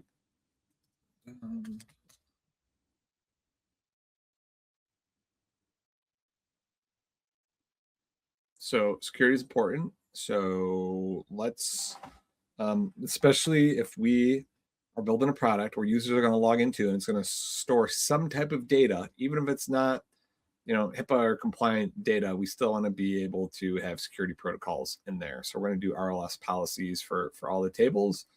So we're going to copy this prompt, and then we should check the tables to make sure that this went through. So kind of want to post this prompt in Supabase.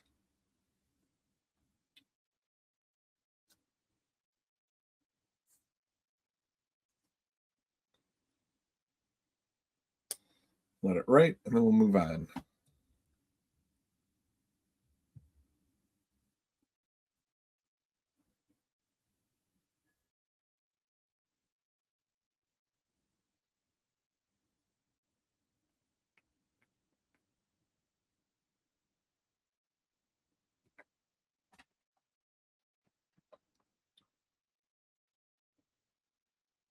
Oh, see, it froze. Refresh the screen.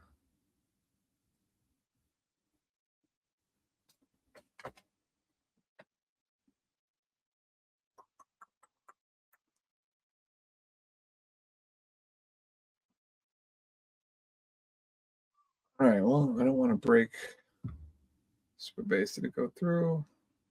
No. Post it again.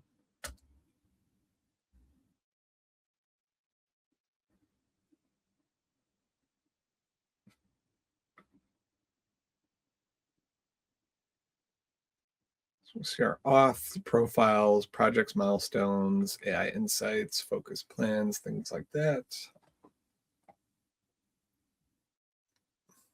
It was just amazing because think about, I don't know, couple years ago, could we build an entire product, all the technical details, database, front end code, back end code, with just prompt base?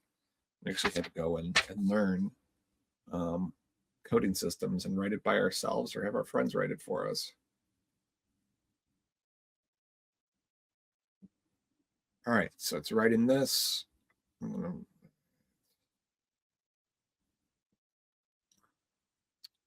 We do have to run table by table.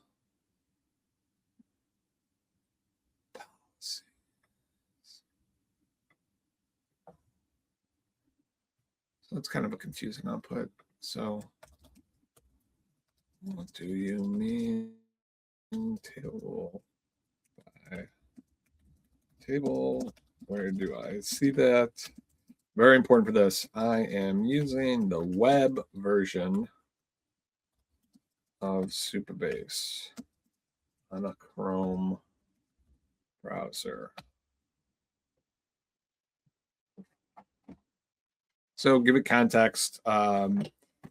Otherwise, it's going to go off the rails. Table editor. I'll see a list of your tables. Yep. Click any table.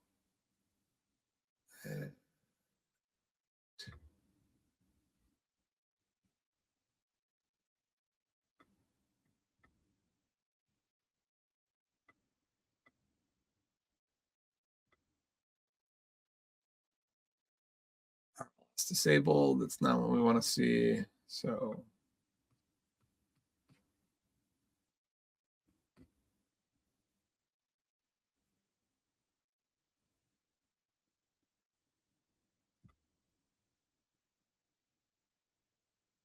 three RLS policies. Cool.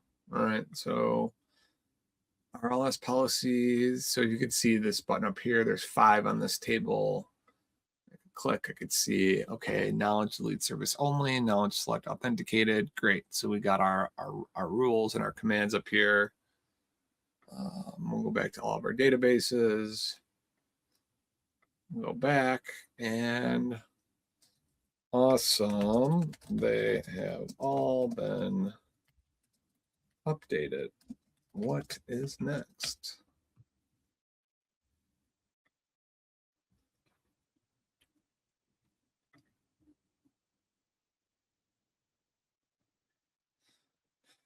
All right, so this ensures that whenever a new user signs up, Supabase automatically creates a matching row in the profiles table.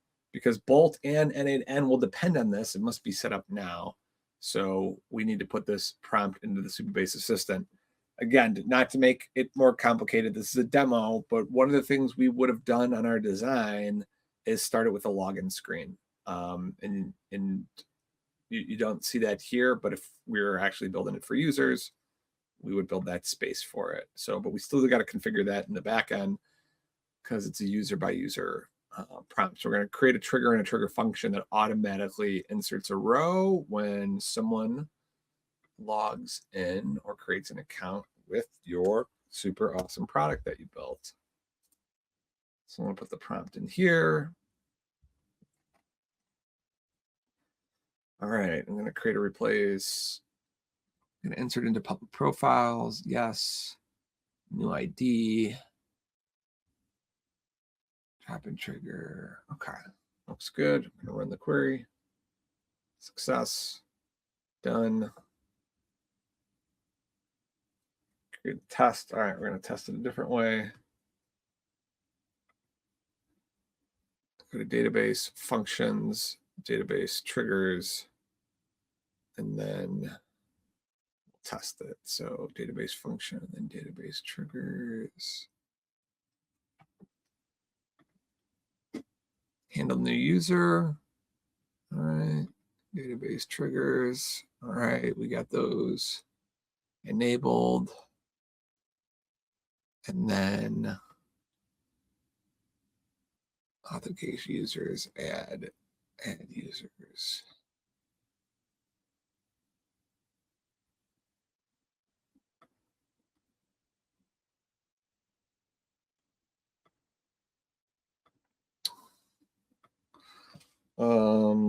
Let's see. I can't think of anything funny or sarcastic right now, so we'll do bake.user at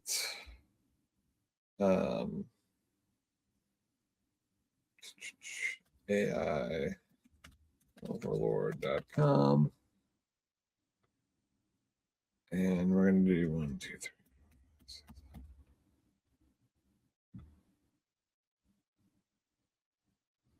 All right. So this is why we do it. Failed to create user, database error. Create a new user.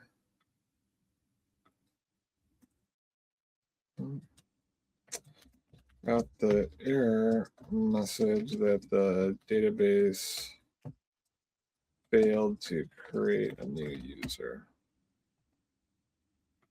Let's see. Did I?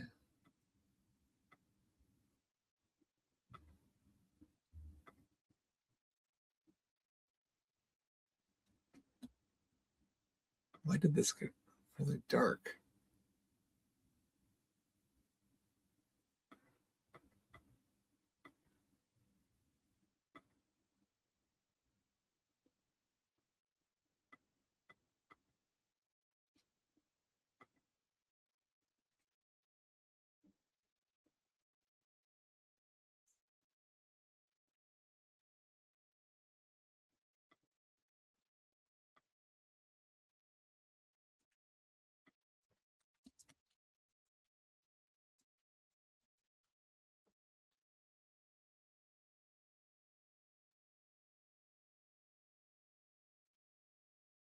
All right, common Supabase error.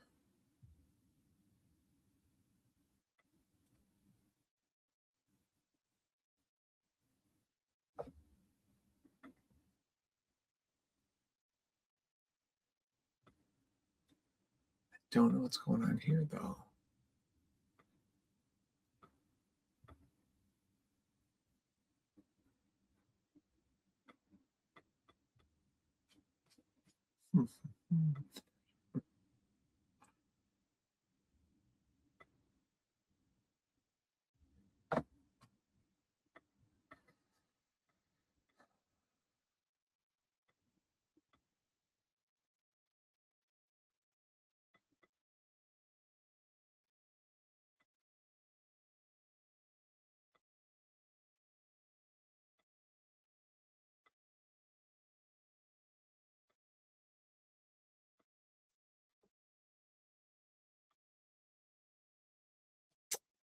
No idea what that was about. Okay.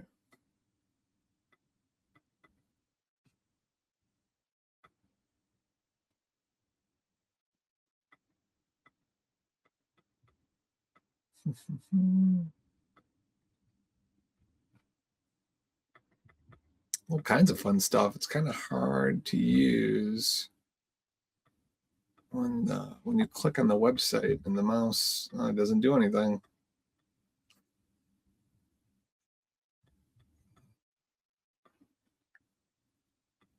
All right, we're just going to close this one out.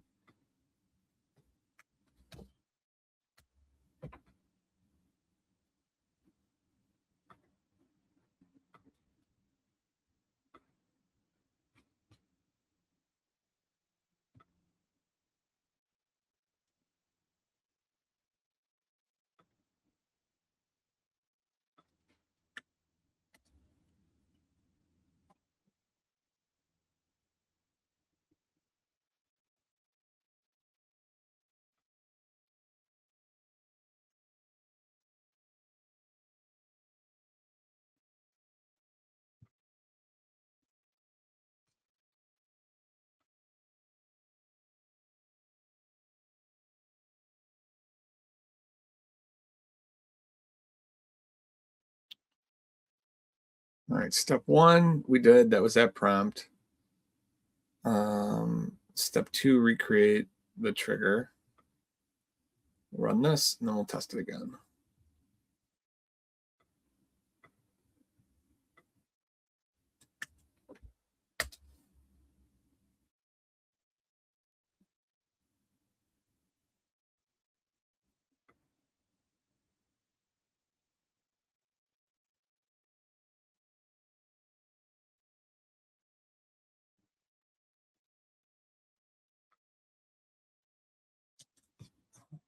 Sure. So it's asking me a question. I'll put it back on ChatGPT.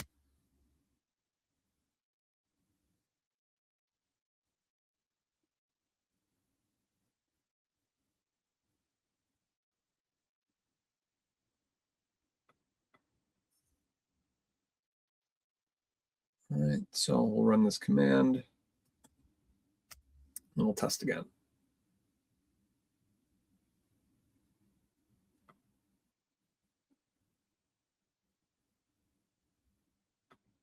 All right, yes, please verify.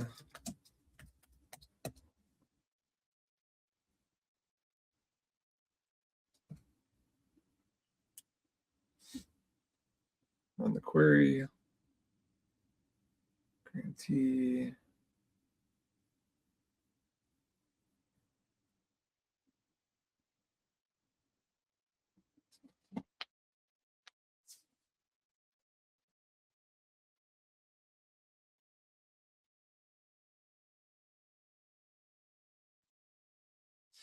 It must be a lot of people using Supabase today.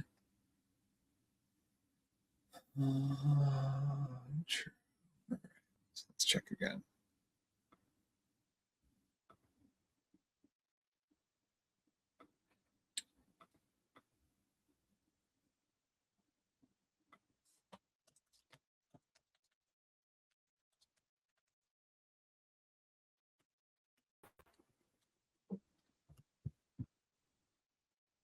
All right, successfully created a user. Great, that's what we Hey, want to Mike. do. Yep. Yeah, sorry to interrupt. Just you may want to zoom in a little bit so that the text on the screen is visible. And also, if you could share your GitHub repo link in the chat so that users can clone it if they want to. I didn't hear that last part. All right, I zoomed in. What was the second part? Yeah, can you share your GitHub repo link in the chat? Some My users data, might want to clone it. what? GitHub repo link. Uh,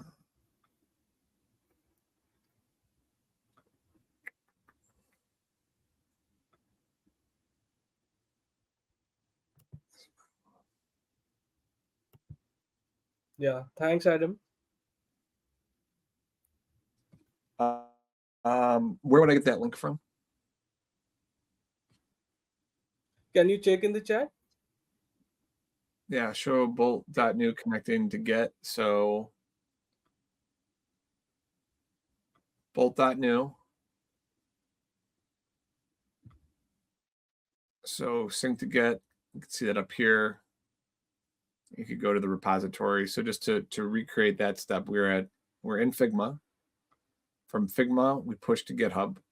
We created one and we pushed it. We validate it on GitHub. This is just at mine. Oh, is this what you're asking for? The link to this? Yeah. Yeah.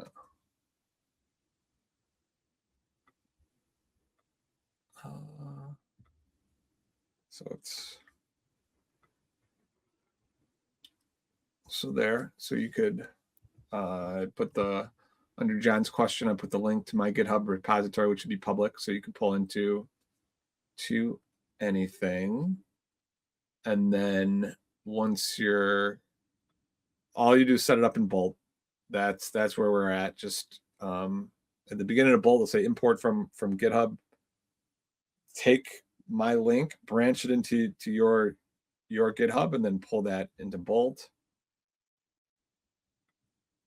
And then I zoomed in here. Sorry about that. I zoomed in for the ChatGPT and not the screen.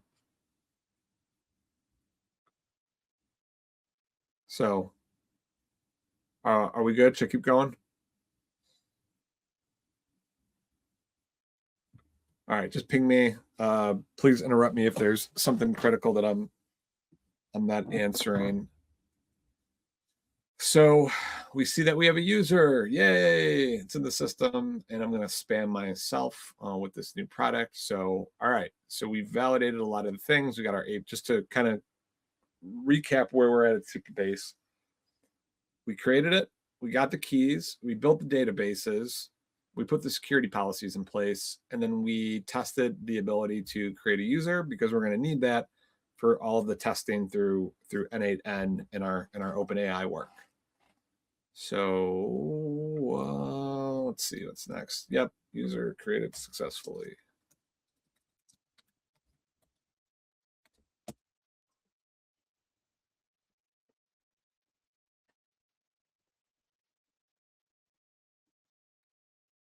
All right, in the Supabase web UI, go to author provider under email, toggle on. For fast prototyping, turn off confirm email. That's right. Move this over.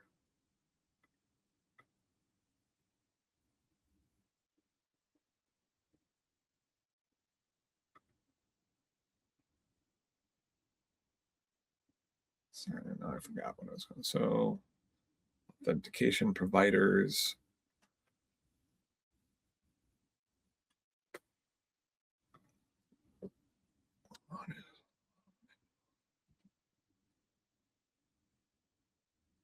Turn confirm email off. Otherwise, that it's going to create some problems under email.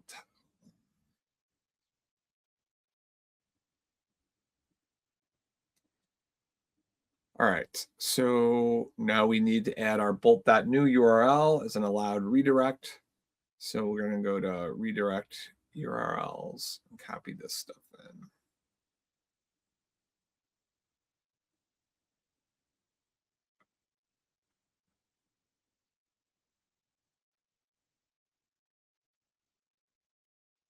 You do your password requirements through email and all that stuff. And here are all your auth providers.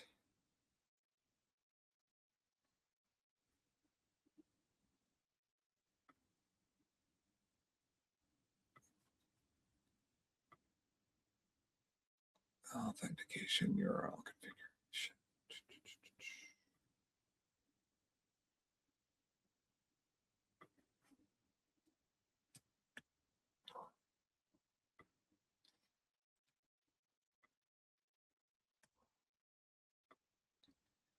Thought there was more URLs.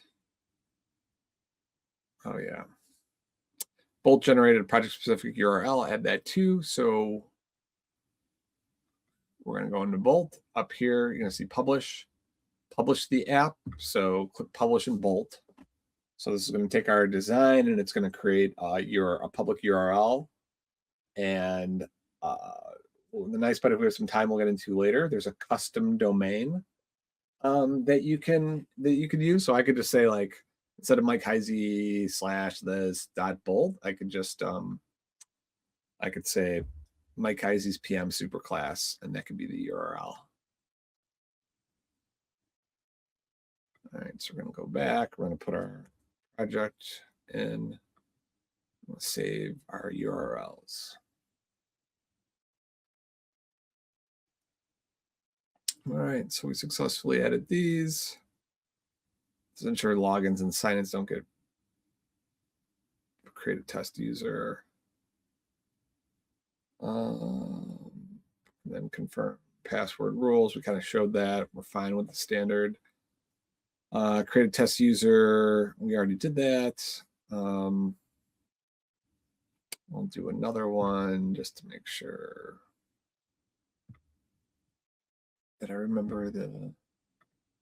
So we'll do John Johnson at AIoverlords.com. And we'll do 1, 2, 3, 4, 5, 6, 7, 8. That's more than 6 characters, which is. And don't tell me to change my password. It's a fake one, Google.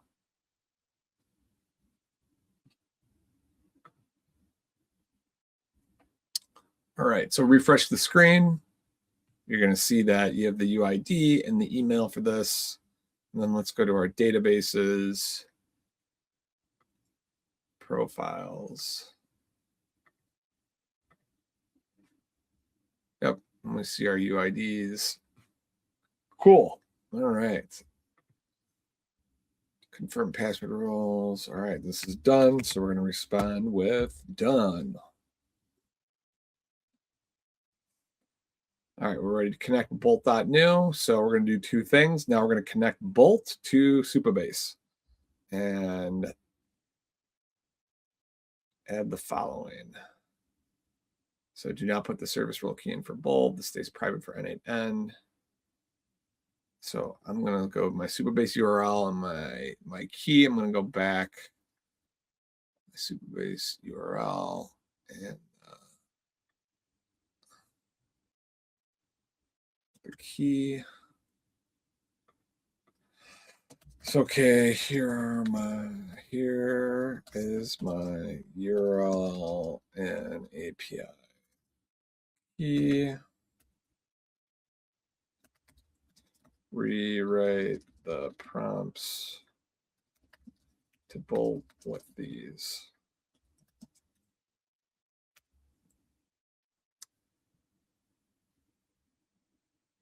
I mean, you could copy paste if that's the way that you want to do it, but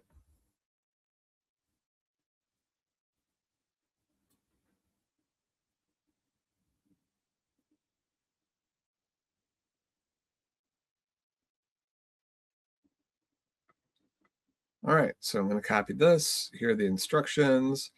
Supabase client. We're going to have to do, from what I'll have to go into Bolt and do some things too, but all right. So we're in Bolt. Throw this in there. Let's do the Supabase connection.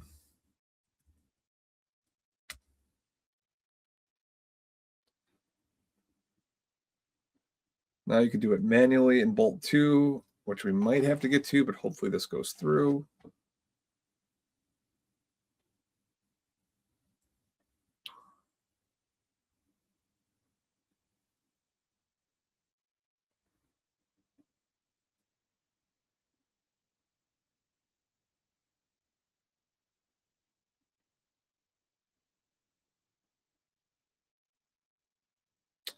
All right, so it's reading everything. It's reading the databases. It's examining the structure of the database, and then we'll start doing the connection. So I love about this too, you'll see the plan. You'll see each step of the process that it's going in. It's going to create the login and sign up and authentication and the dashboard to fetch data. So not a small task, right? Connecting the front end to all the databases. So this might take a minute as it's working on that. Let's see what's next. We'll set up this. Yeah. Okay, it's working on it. And we have some time, so let me know what is next, and I'll come back if there are any errors.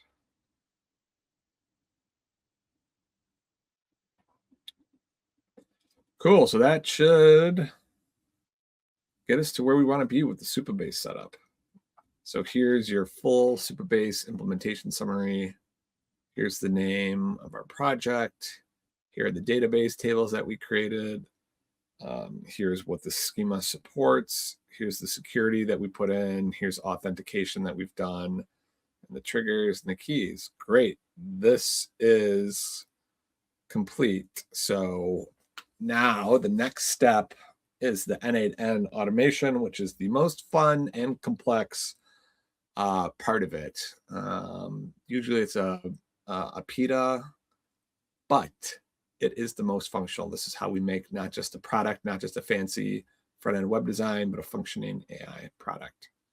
So as this is working, I'm going to copy our next prompt, which should be the N8N orchestration, which is phase 3E. Actually, I'll check for any questions first. All right, we got the link there.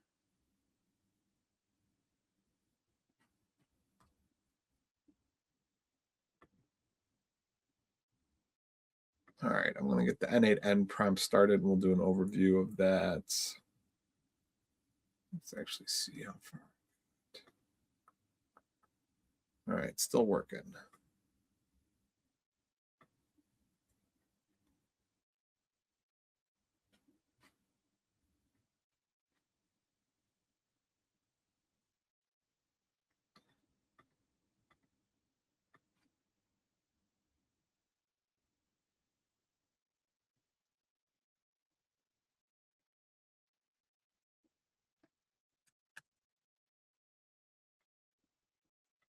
All right, I'm going to run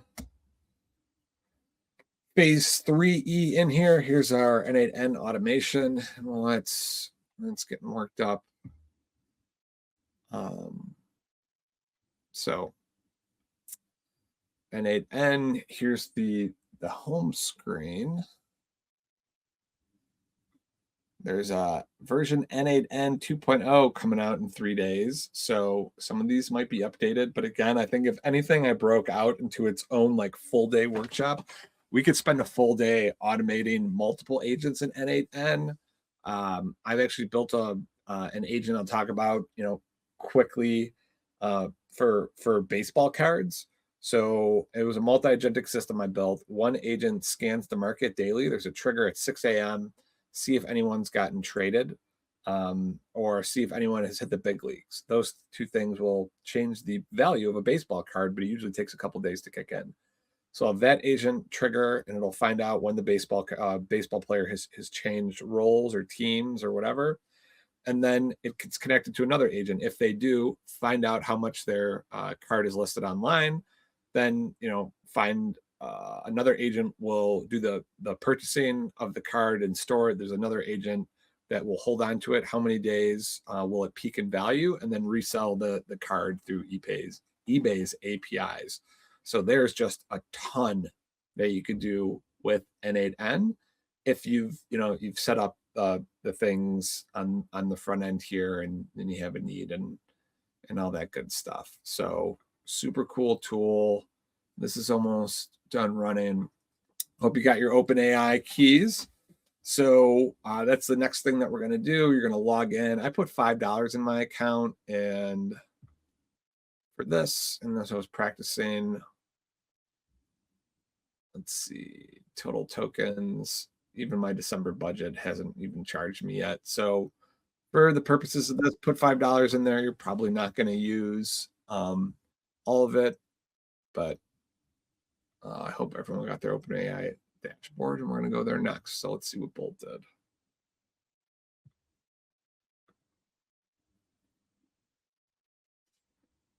Bolt did create a sign-in for this. So I'm going to put my test user.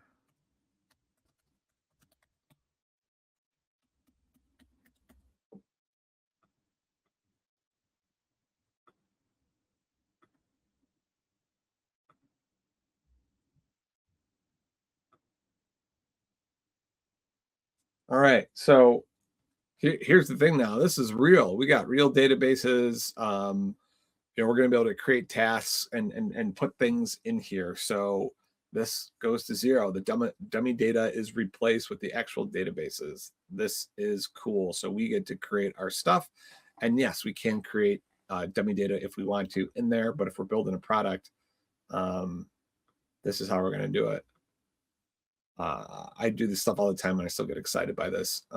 Very, very easily distracted by just how powerful these things are that we could do in a short amount of time. So databases configured. All right, let's run the next step. So we're going to do AI focus, plan generator, AI project insights generator, knowledge search. So ready to start building. Am I ready to start N8N? Yes.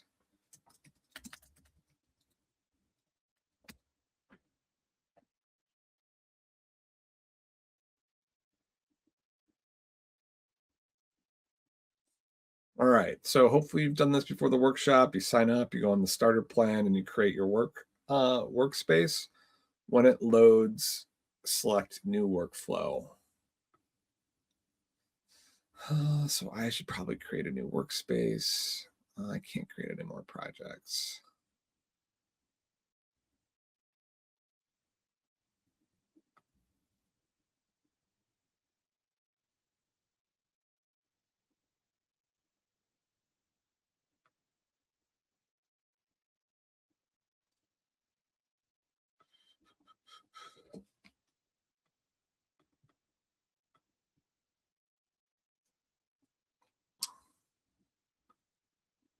Well, all right, let's see. I'm not going to go down that road today.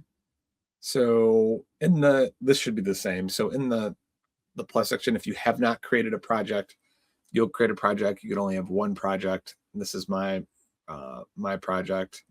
So I'm gonna create a new workflow. I'm just gonna create it in personal.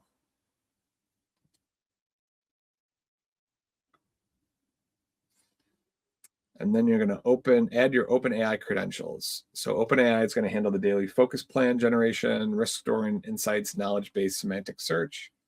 So we'll go through the credentials really quick. Mine are already going to be there, but I will redo this.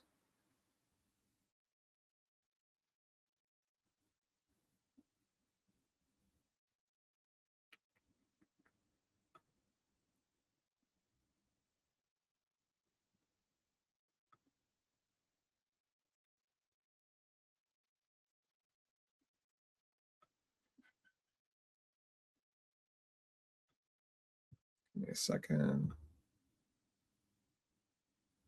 Apologize. The UI changes.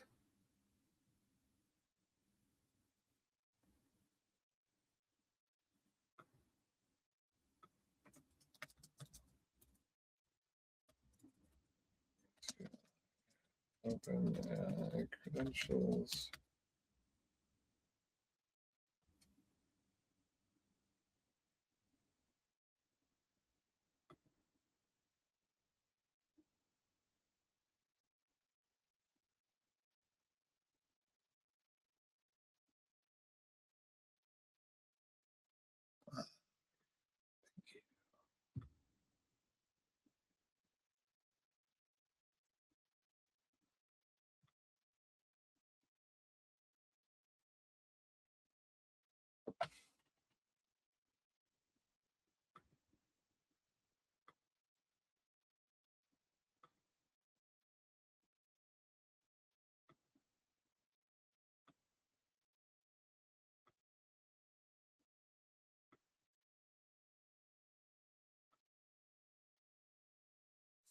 All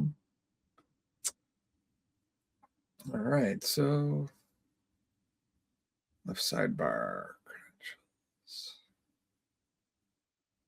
and Supabase. I just did this.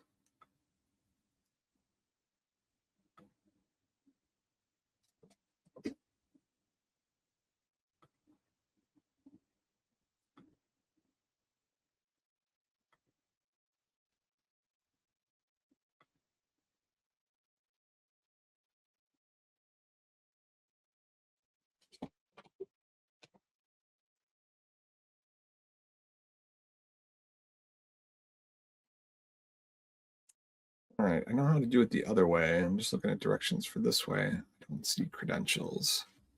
So I'm going to ask ChatGPT.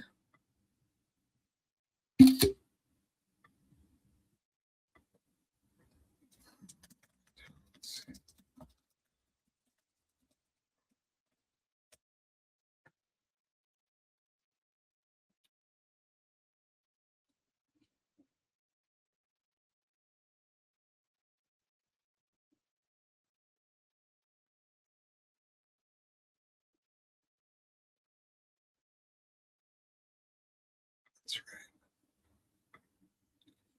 My bad. Sorry. Credentials is right here.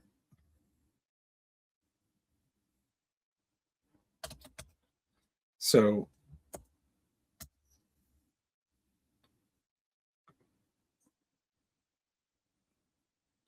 to reiterate, on the left side of your workflow, it's under the plus button, which I forgot. And then you'll see credentials and then connect it to your workspace. And then it's going to ask for API key, organization ID, and then base URL. So we're going to go over here. We're going to go to API keys. I have this API key. I'm going to create a new one. I'm going to say, what are we calling this? The hybrid PM most awesome API key.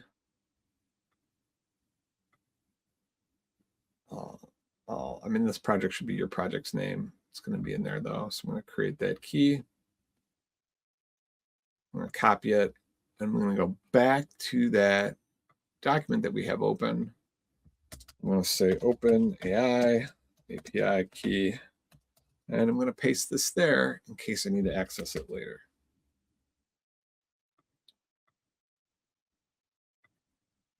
Now I'm going to do the same thing with Supabase.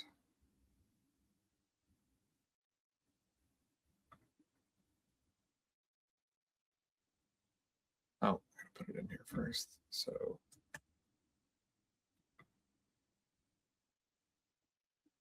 let's see, this is, so what project this is for, and the base URL.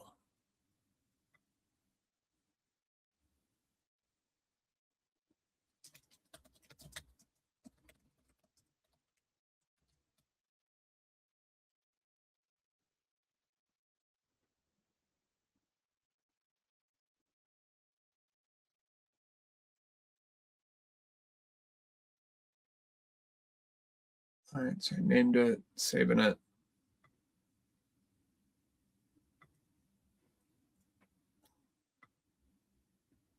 Tested it, no.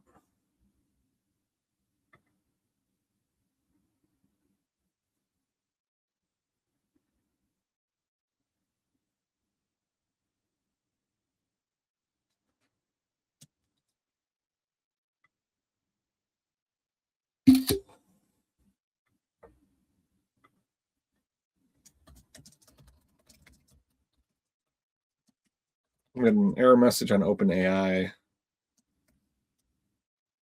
What went wrong?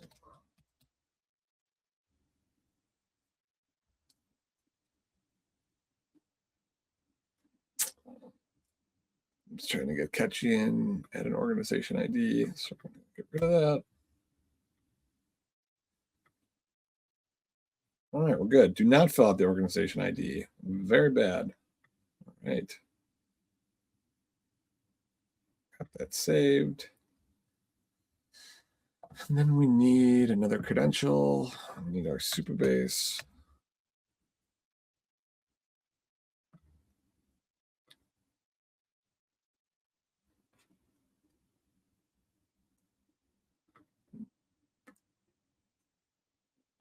Great. Works now, Supabase.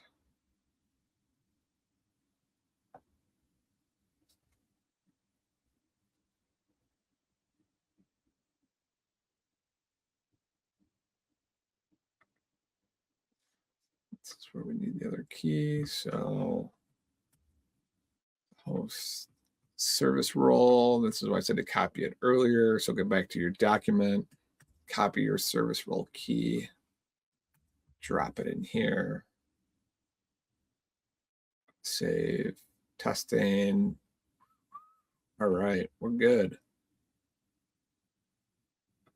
I need to rename these so I know which one they were pulling from. Supabase PM.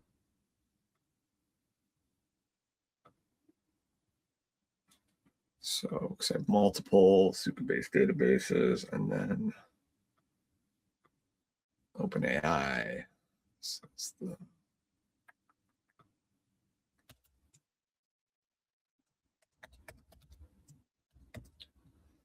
hybrid PM. All right. No. So save, test, good. So I have these named. there are obviously other ones that I have for different functions. So we got these set up. Great. Great, both are set up. What is next? I'm going to create our first workflow, and I'm pretty sure we're going to start with the webhook. Yep. All right, I might double screen this, but let's see if I go from memory. All right, so we have these credentials in here. We're going to go new workflow. First step, we're going to do web hook. Inside, you're going to see this little triangle and says webhook. We're going to hit that. Now, in here, you're going to see the URLs, the HTTP method, the path, these things. This is what we're going to fill out. So the method is post. The path we're going to rename AI main.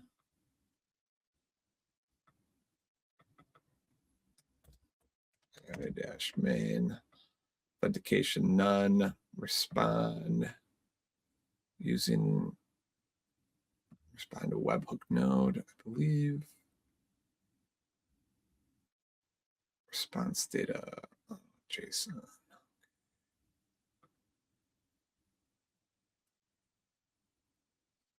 Well, again, ChatGPT did not give the best instructions. So for N8N, I do a lot of this. There's a lot of copying and pasting because N8N has different platforms and okay.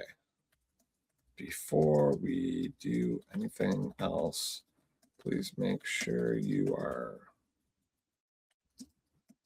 giving me instructions for the N8N web portal. Please read the latest documentation because the model's trained on 2024 data. So it's more than a year old. Please read the latest documentation on the web. Make sure you are giving me the most up-to-date advice. For example, the screenshot attached is what we need to fill out for the webhook.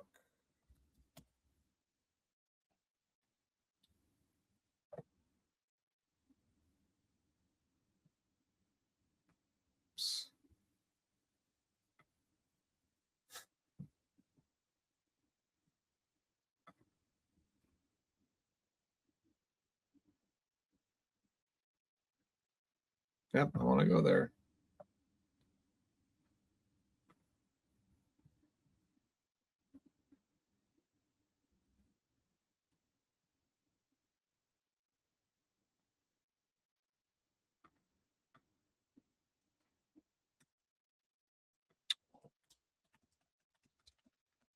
Done this so far. Walk me through the rest with the most up-to-date information.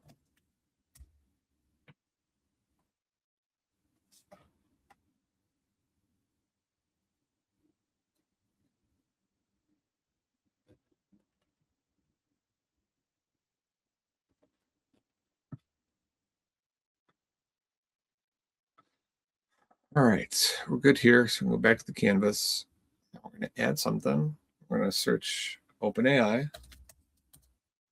And OpenAI now has just a model that's in there. And we're going to do message a model. And we're going to connect with OpenAI Hybrid PM, which is the API key that we created. I think resources text.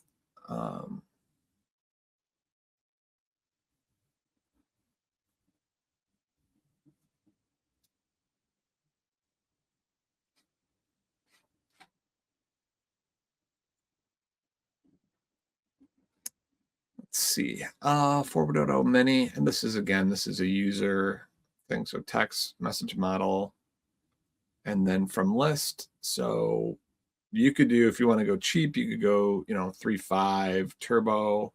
You could go all the way up to, I think 5 is listed now. Yeah, I'm going to do 5 mini just because it's fast. Text user prompt. I'm going to screenshot this too, just to still give it context. So this is what I need to fill in. So whatever platform that you're working on, give it context so it gives you the right thing. But I think we're on the right spot though. So we need 2 messages. So role system, I'm going to copy this code.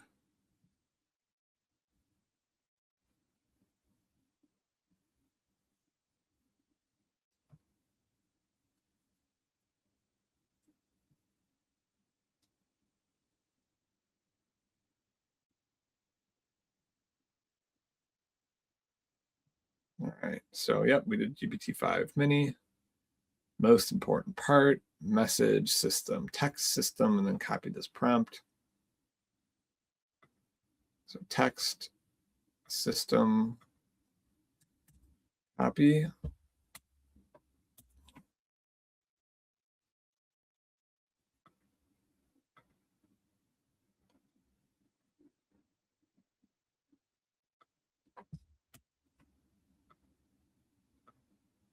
Then we're going to add a message, and then the second message, I believe, was text user.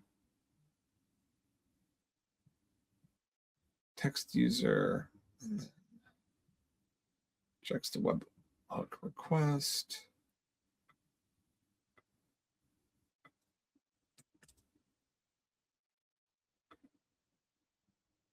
All right. Simplify output on, leave these. All right. Connect to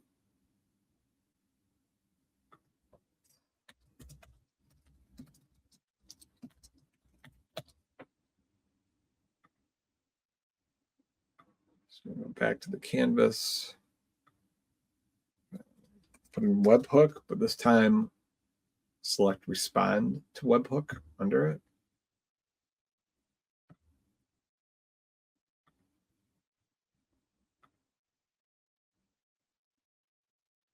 Respond to webhook, configure it. Last node output.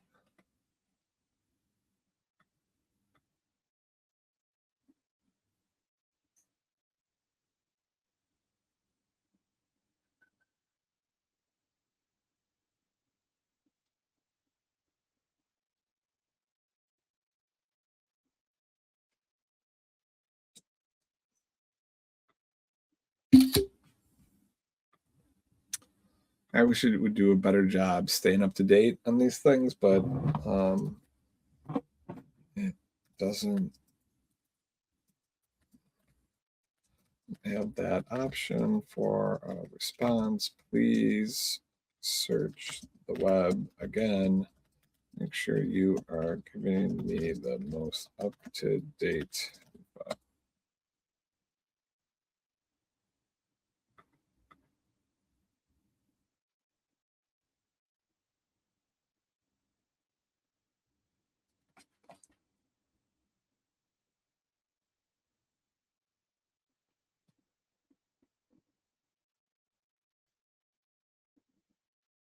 First incoming item, okay.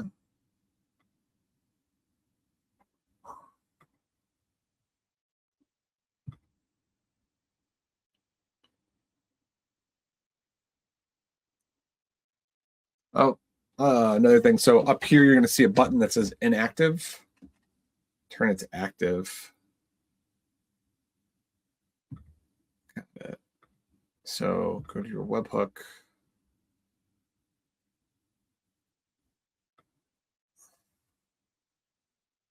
Go to Bolt. Say call this API.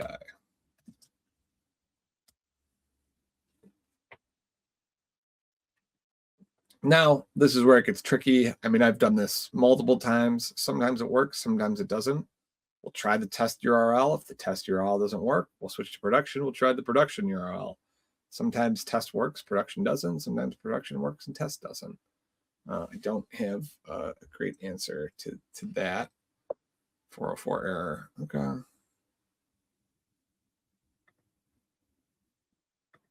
So stop listening. Go to the production URL. Copy this. Say, okay. Well, now try calling this one.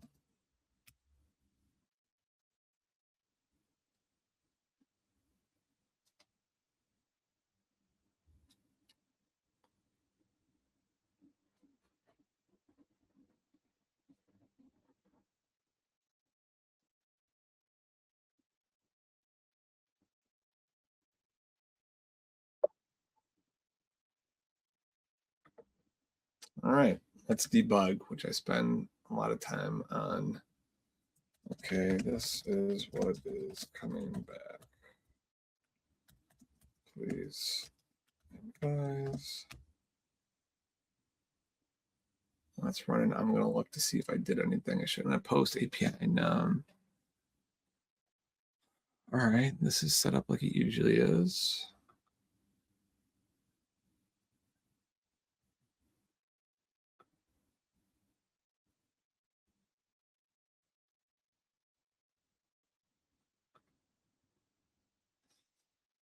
It seems a little wonky.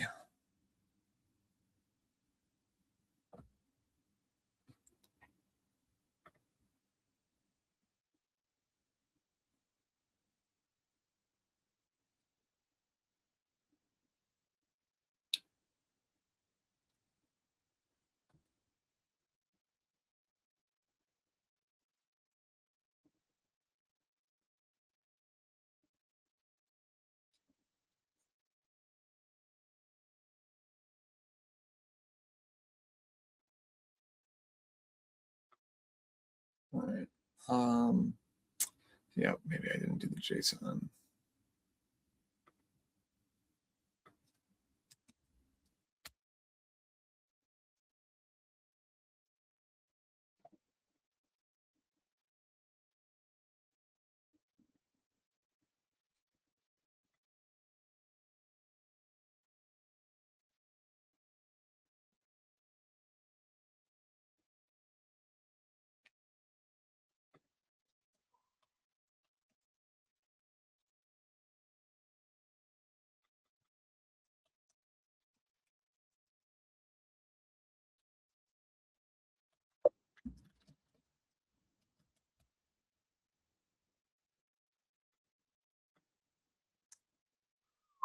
All right.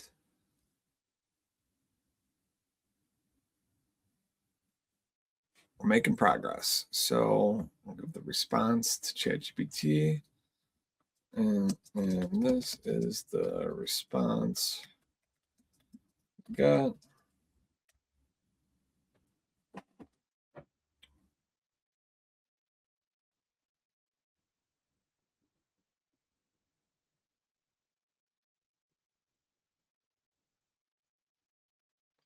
It's Bolt's fault, so.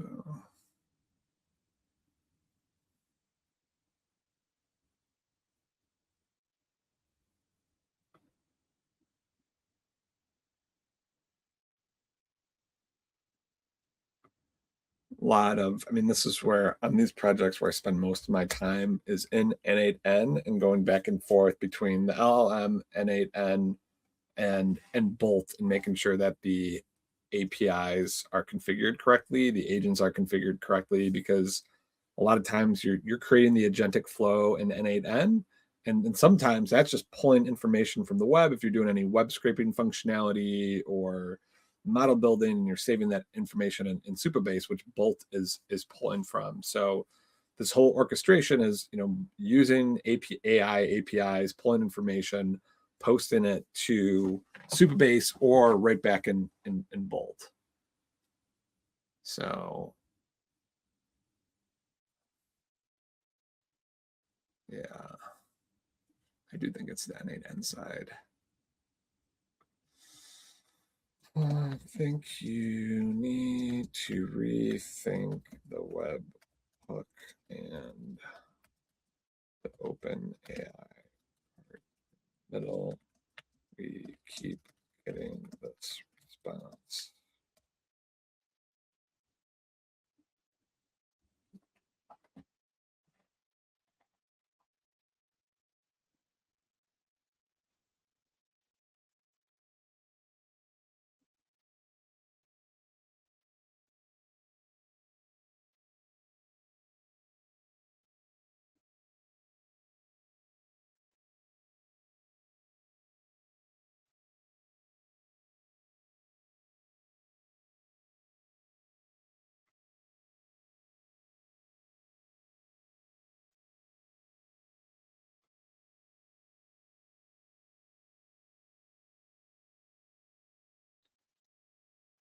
I have to take this. All right, so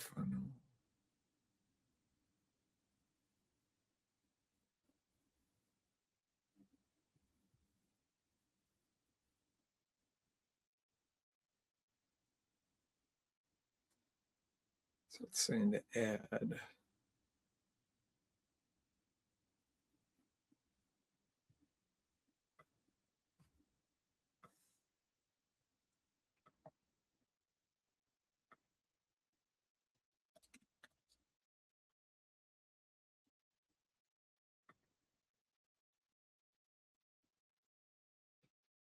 This is what it's saying.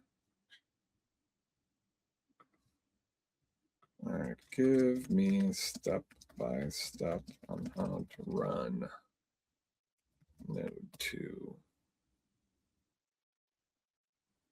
I should say how to build node 2.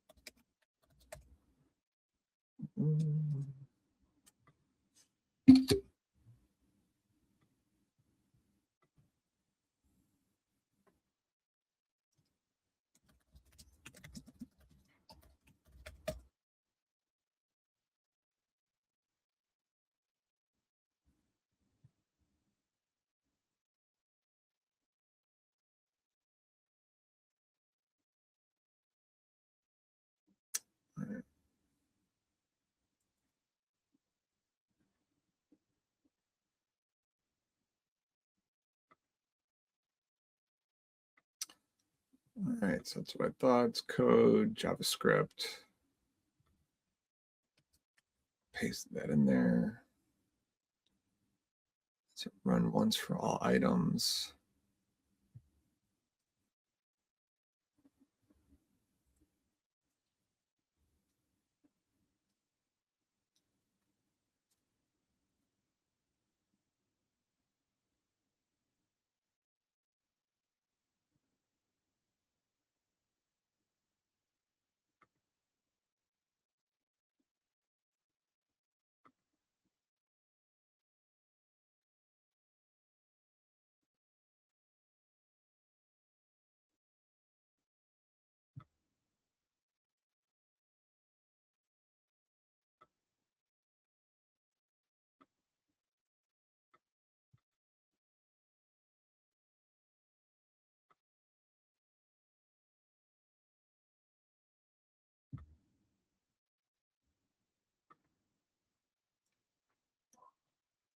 All right, so everything.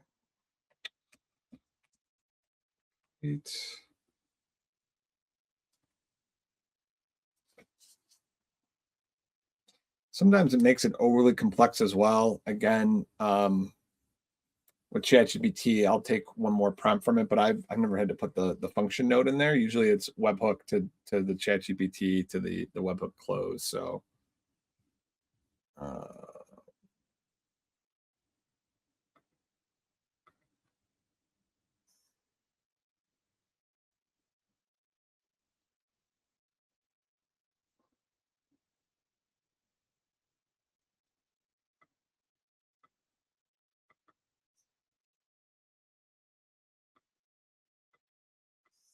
so I'm going to ask, how many messages do we need?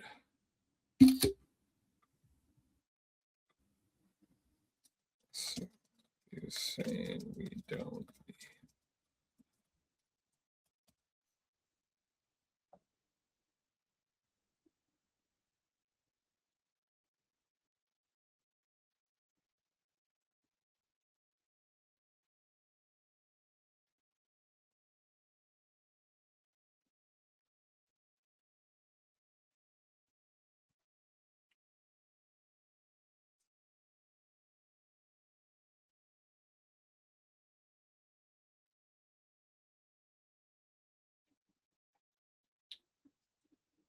Oh, so it gave me wrong code before. Thank you, ChatGPT.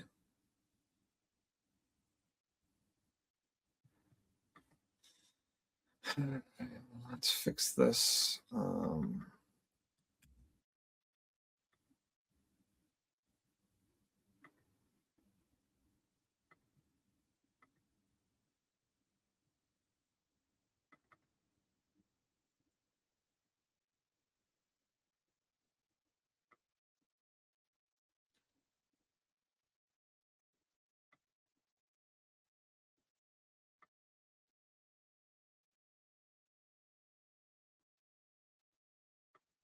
It's updated.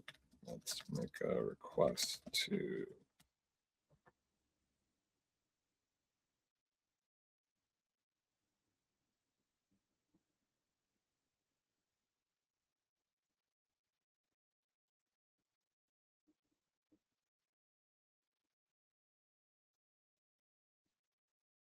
No, I'm not running from my terminal. Something to send from Bolt.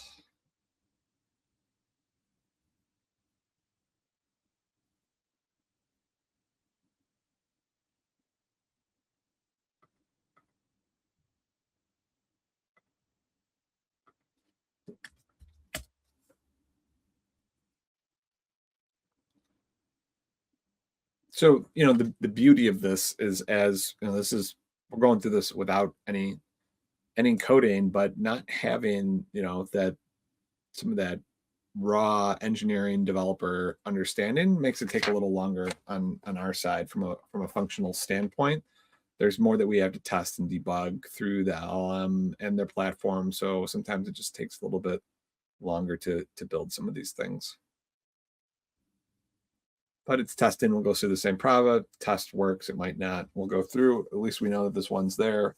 We have the end in sight. We're very close to be able to have a functioning site on the web.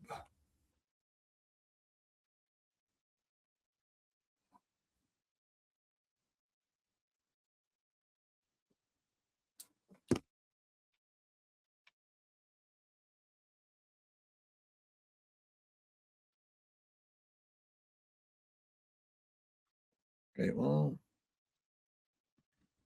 getting closer.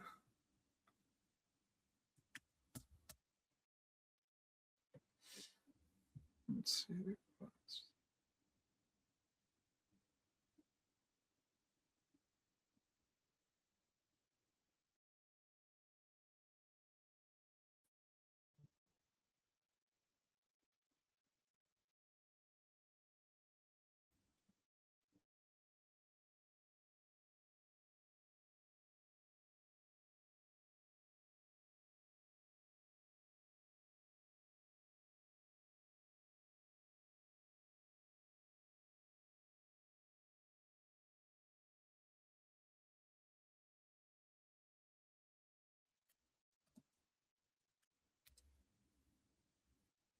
Yes, I don't think you.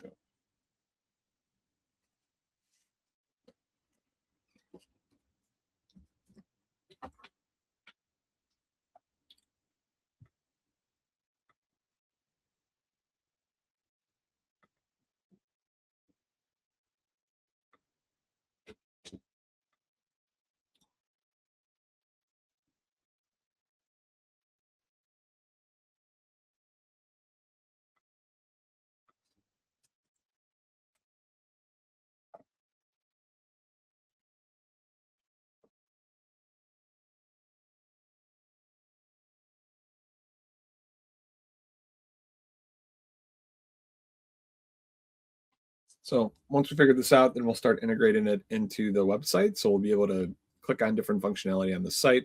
It's going to make a call to OpenAI's API. The text is going to come back, and then we'll get this function in and ready to go. We're kind of on par with what I thought. I know we're going to spend more time in N8N than most things because we got to debug a lot, and then we'll get some of these functioning. And then we'll have about a half hour left for questions, I'm hoping.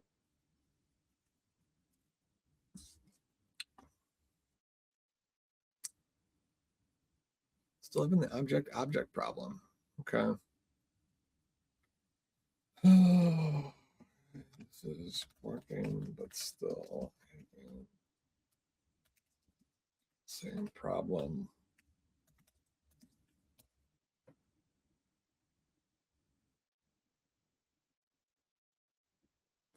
So if you have any others, I'm gonna post this into Claude or Gemini.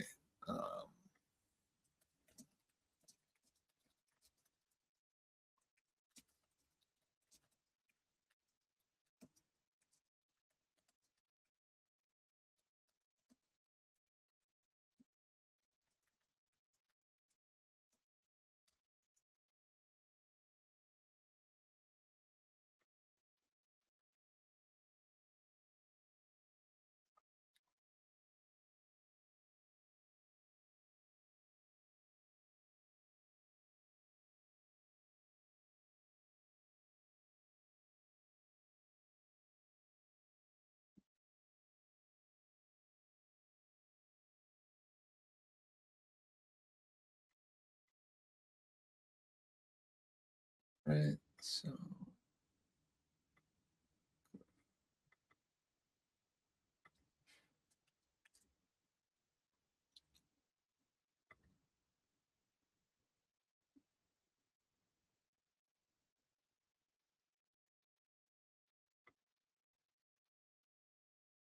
all right, so we updated node 2, update the OpenAI node. So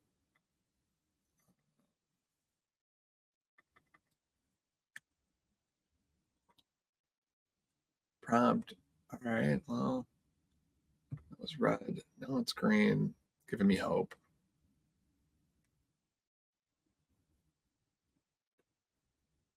Do response node 2, respond to Wedeco, can make sure. All right.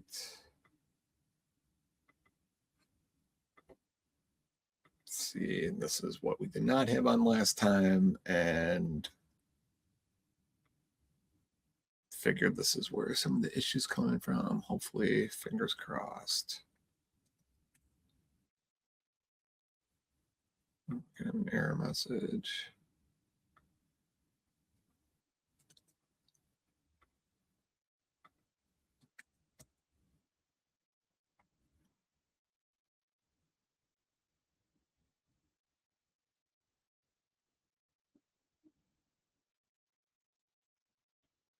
Let's do return JSON.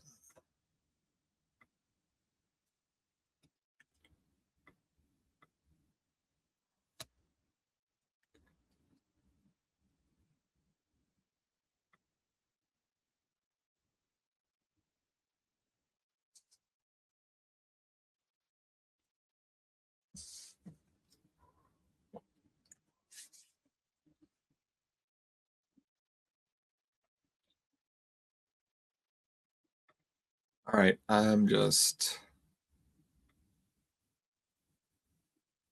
testing right now and let's see. Let's analyze it from the N8N side. So we're going to go over to the system, which is actually looking in the N8N community, which I keep asking ChatGPT to go for. Since we're an instant, it's probably what it's overwriting it. But hopefully we could get a patch for this so we can move on with the build.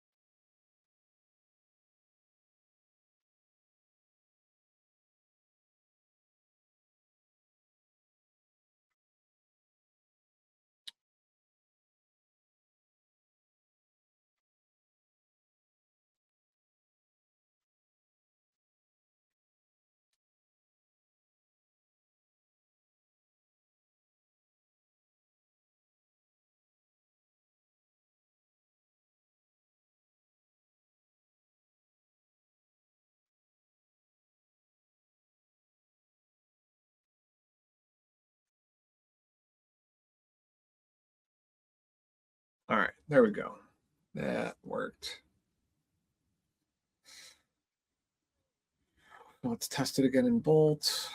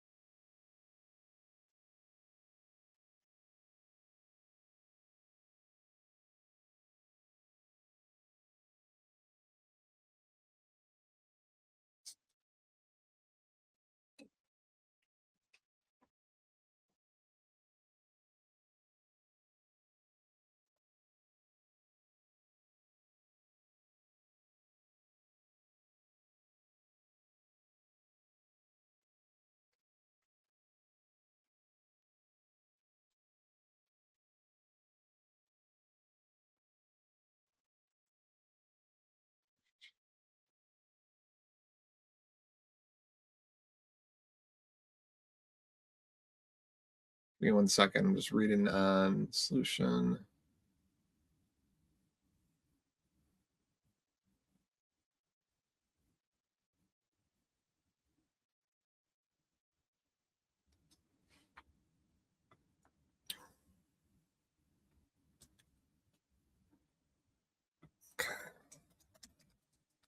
Response, what are we doing?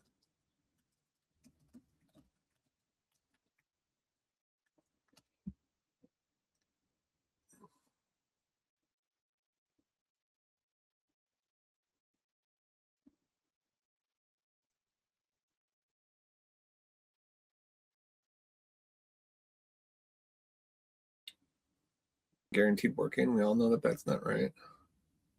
This absolutely known good code. Oh. So I'm going to take its advice one more round, and then we're going to rebuild it the way that I know how it's going to run.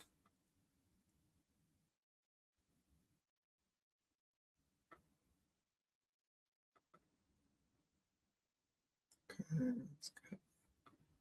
execute each step to validate. Probably should have done this from the beginning.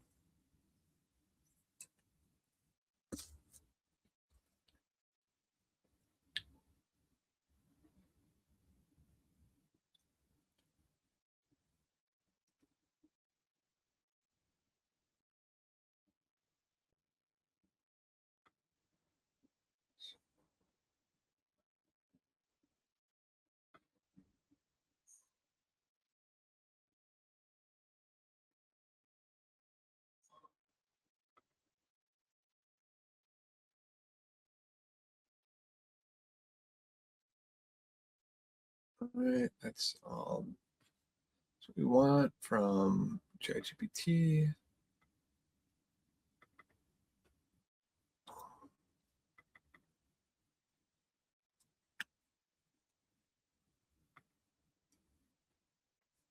All right, that looks good to me.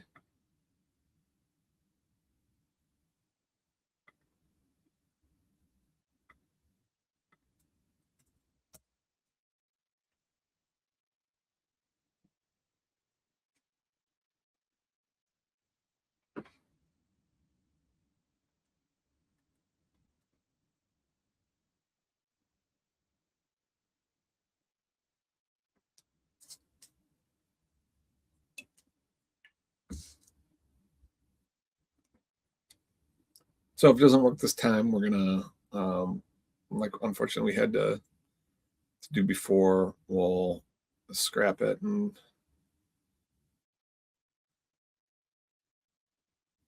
no, seems like it worked. Okay.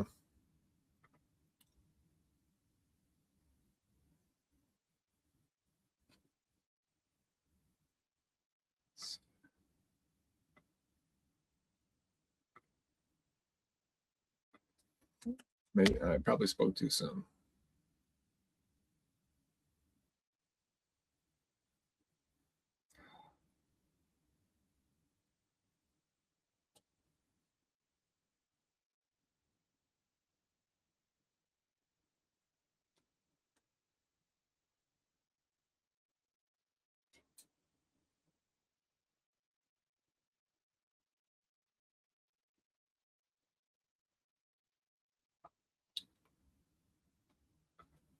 Okay, let's start over. This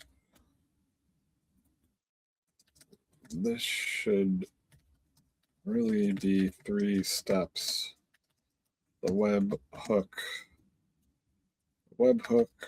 to open AI to webhook response. Please go back and do this in the simplest format possible.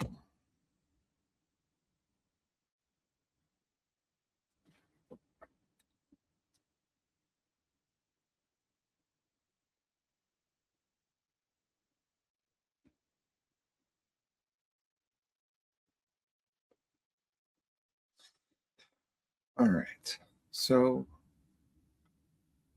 get rid of this. Let's do it the way it should be done before. So we have post AI main, no auth, respond to webhook. Yep, that's what I would imagine.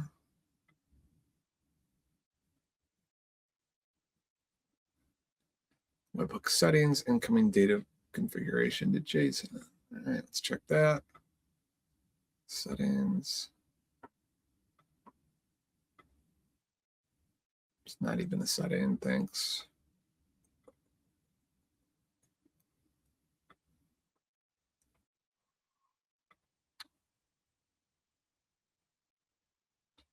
Chat GPT-4. No. So go here. I'm gonna delete this message.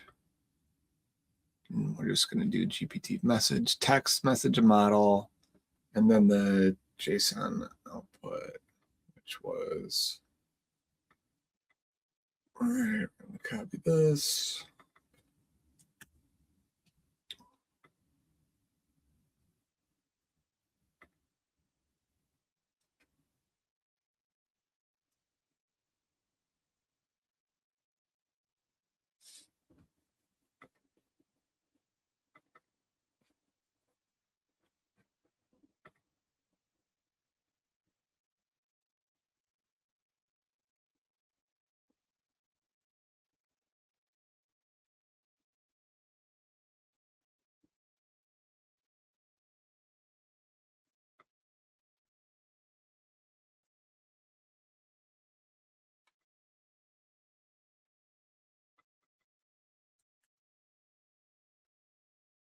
No,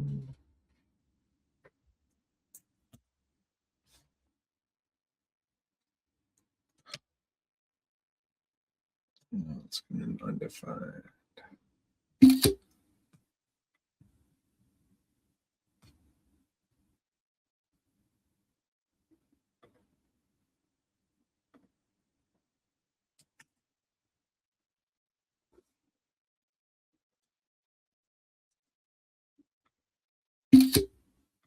So again, screenshot it. Saying undefined. Please think about this and give me what is needed to finish this, which might be that just we're using before.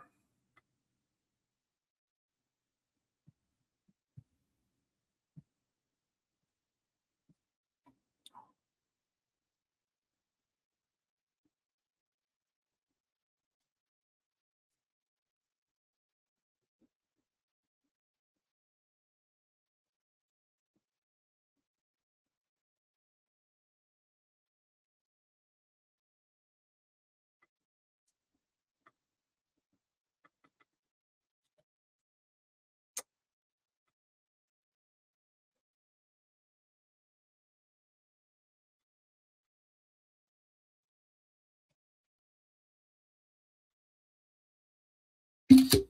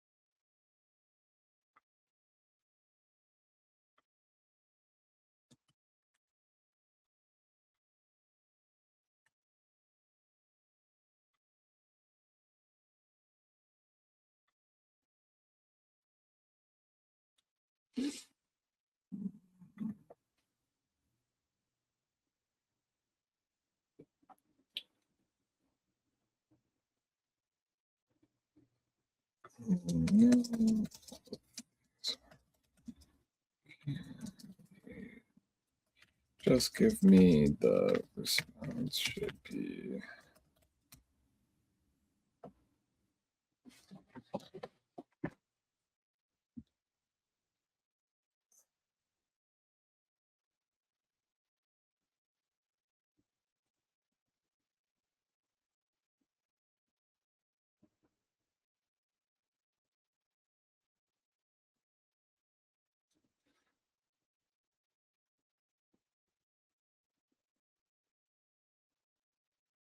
First incoming item. I don't know why I didn't do this.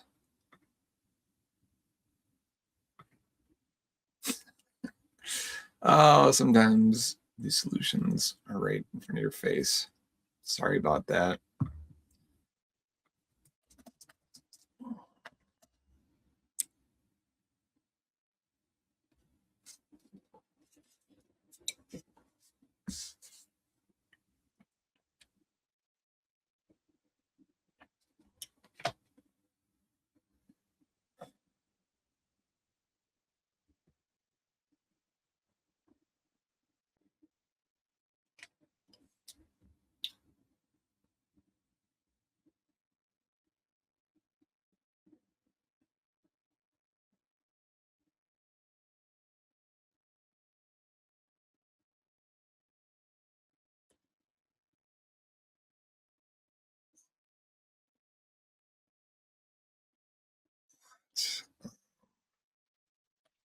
The whole bolt prompt in code text.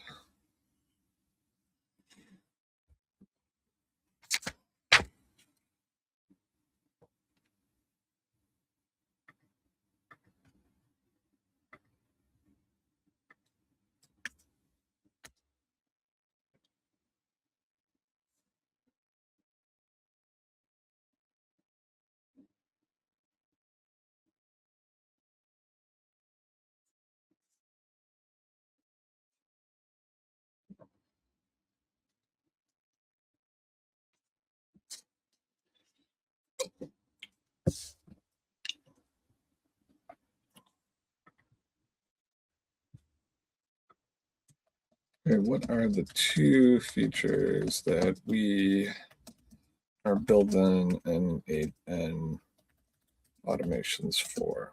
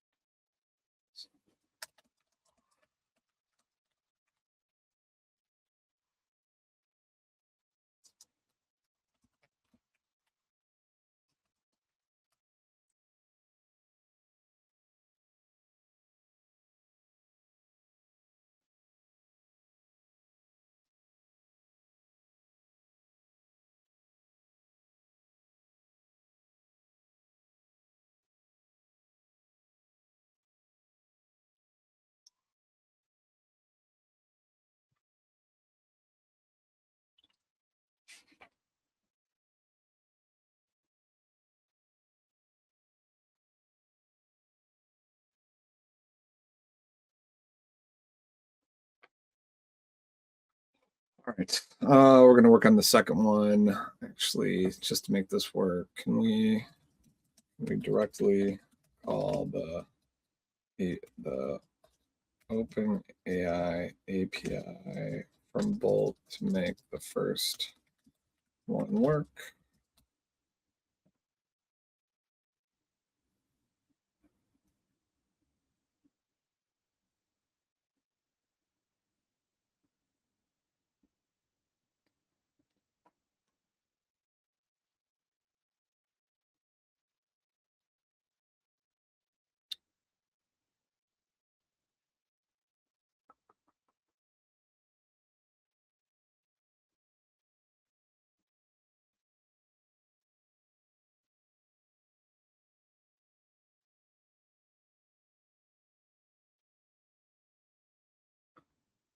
Yeah, rewrite code to include everything. Here's my OpenAI.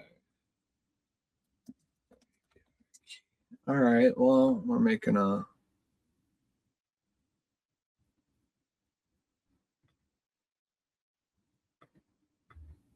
small pivot.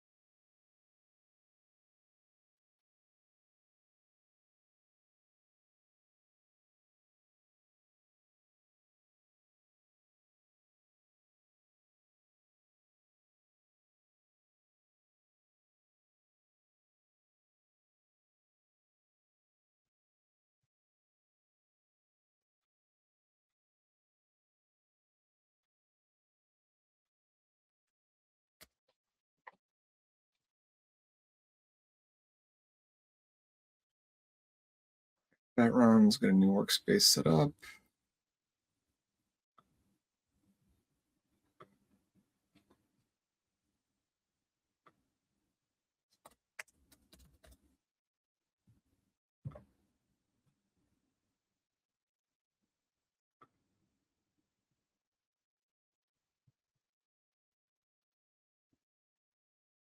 Okay, assist engine.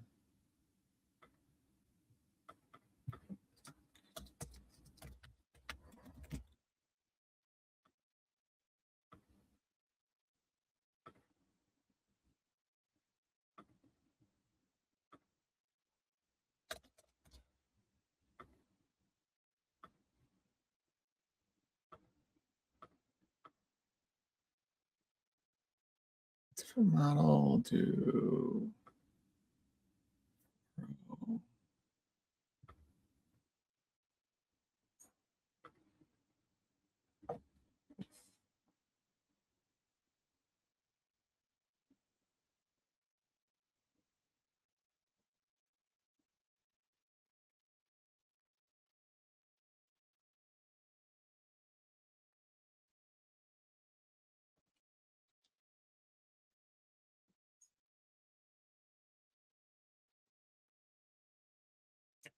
change.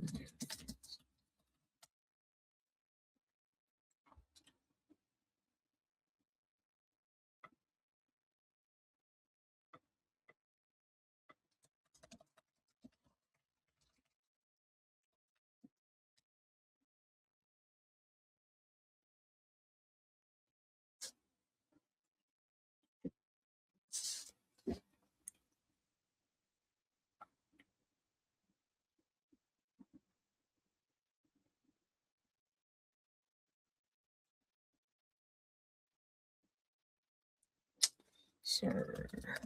Feature to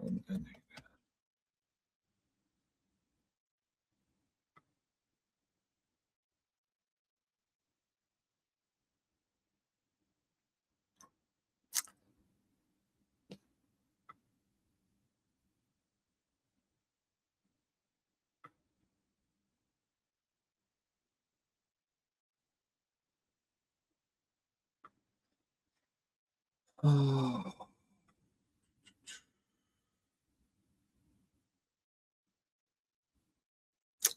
All right, ChatGPT is going off the chain, so let me go back up.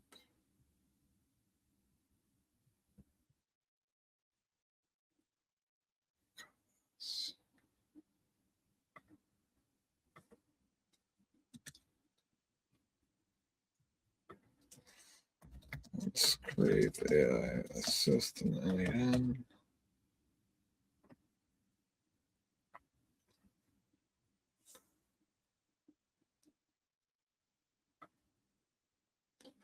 So message model should get a prompt like, should be pretty simple. The prompt, you're just asking them a project management question.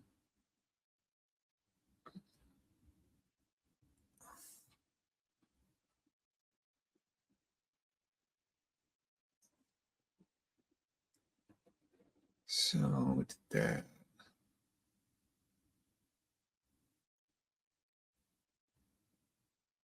all right, what is the message format here? Everything has to be code. It doesn't.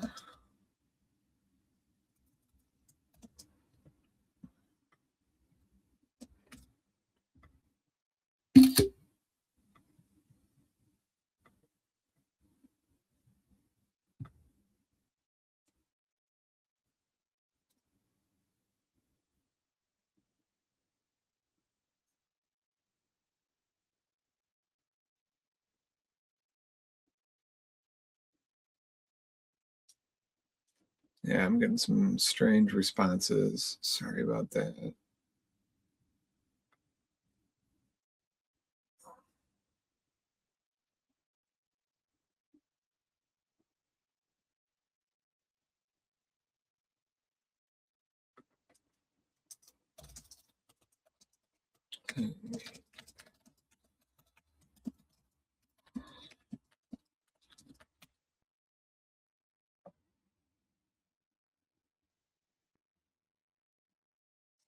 Try to take it down a little bit.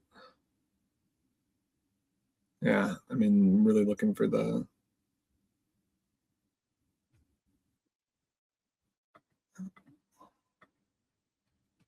text user message.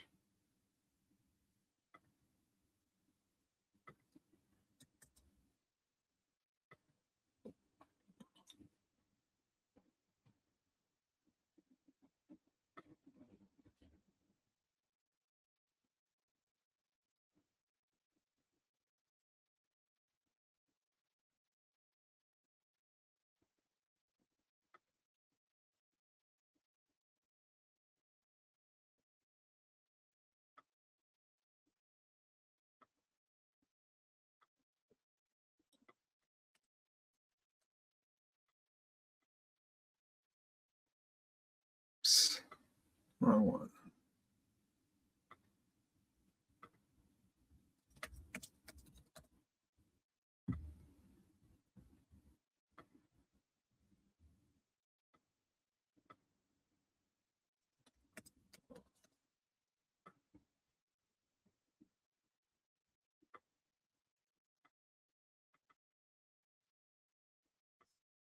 All right, so let's activate this. It's simple. I mean, we should just test to make sure that these things are working and our API keys are working. Go right to production. I'm going to test it. Call this API.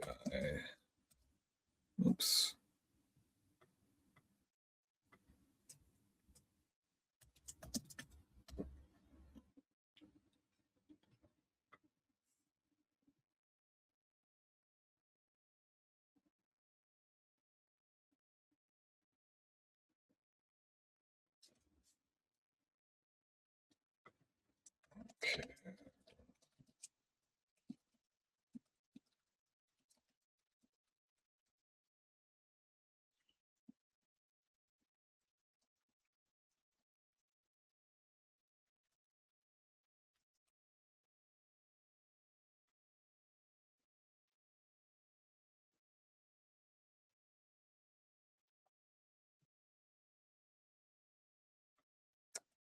To add recommendations.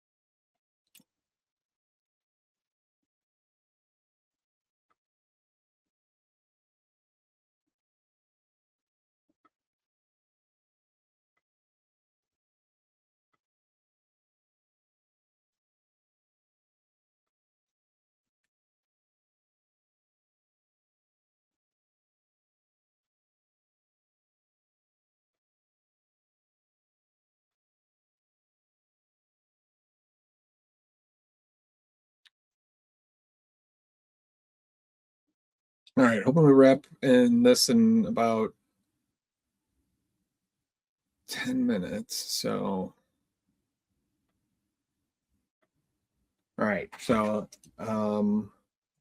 which one of my tasks are the most important?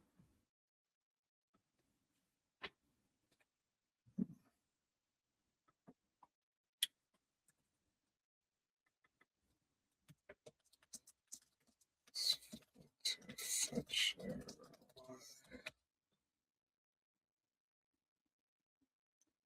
I'm going to try to debug from both sides because obviously ChatGPT is not working to debug this. And I usually go through a little bit of debugging, but today it's just extra special because it's being recorded.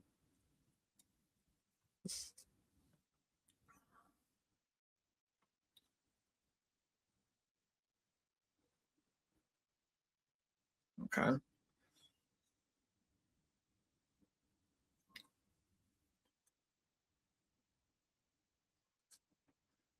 External API doesn't try calls. All right. Well, we'll see if both could do that. Well, it's figuring that out. We'll go back here.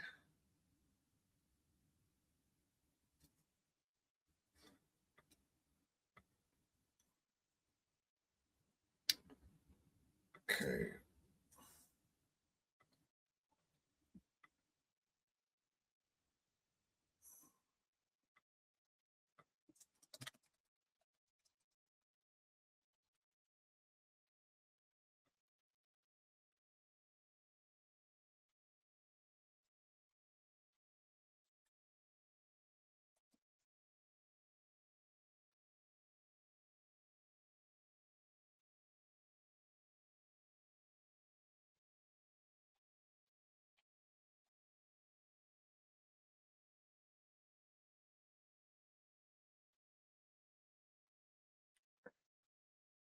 Try to debug one more time.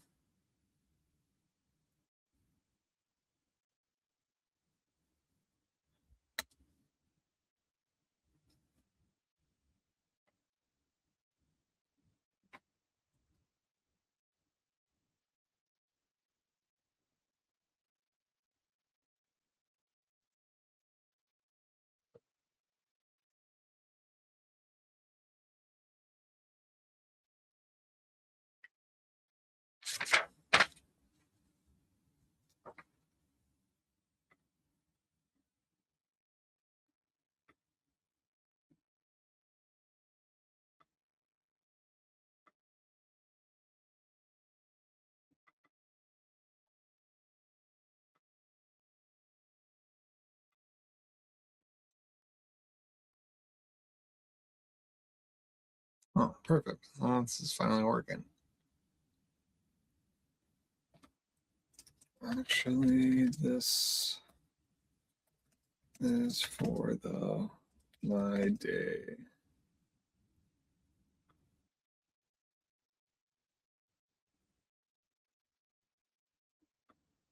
Suggestion screen, please add it there.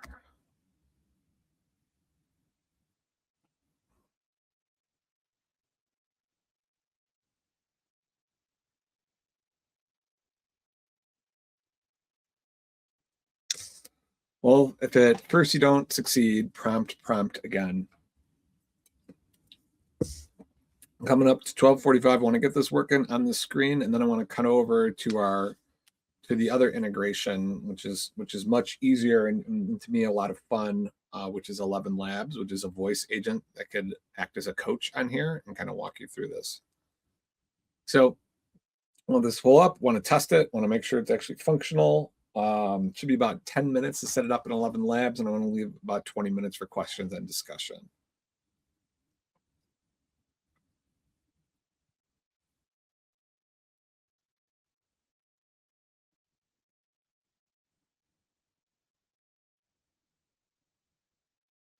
So I did, John, I did share this.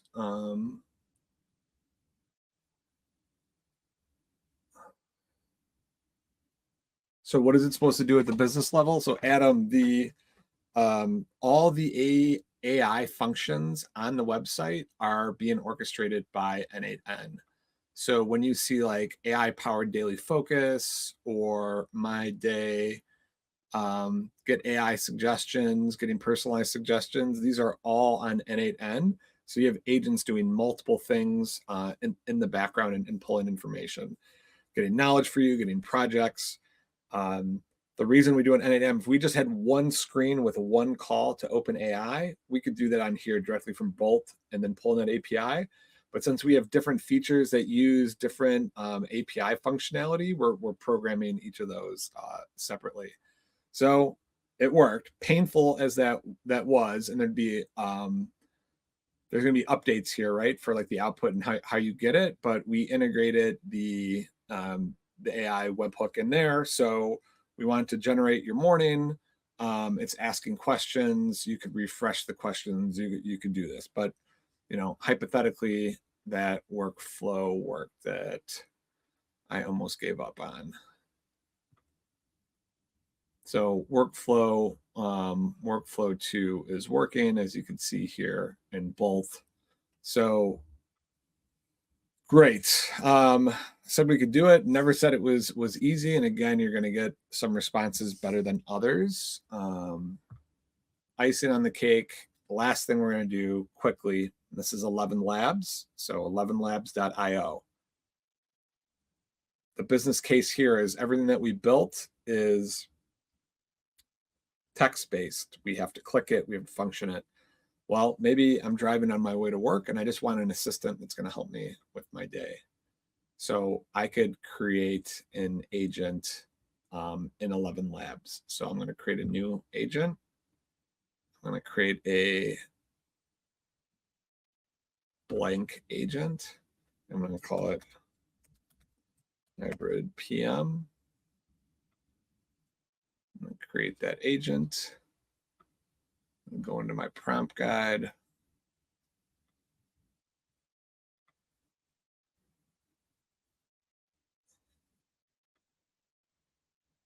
I'm actually going to skip this because of time. Say, okay, we moved ahead to ElevenLabs.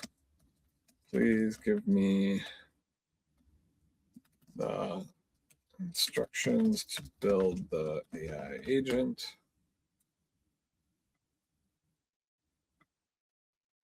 So right now it says you are a helpful assistant. We're gonna define what that system prompt is and then the first message. Well, we're waiting. Let's see. I don't know if I like Eric's voice. I actually have to stop sharing and reshare with sound. So let's see.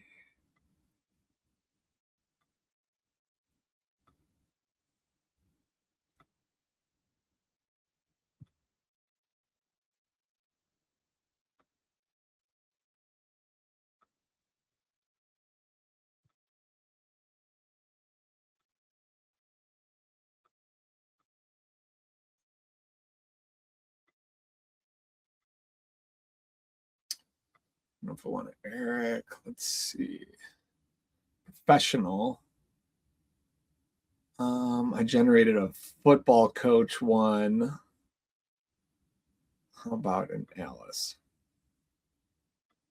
We're going to run fastest language in English.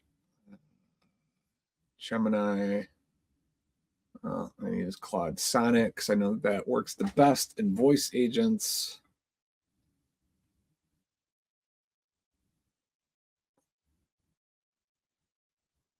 Copy the code so it understands.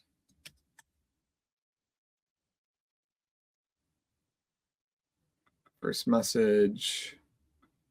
Let's see. Give me a funny first message. And this is going to be super quick. You could spend, and I've spent weeks on ElevenLabs building voice agents for everything from insurance companies, healthcare, logistics, last mile things. There's a ton of great ways that you could use it. Hey, Mike. Yep. Yeah, sorry to interrupt you again. But the screen is a little shaky. It's quite blurred. Can you just check if it's okay? It's getting blurred on the screen. I might have to reshare.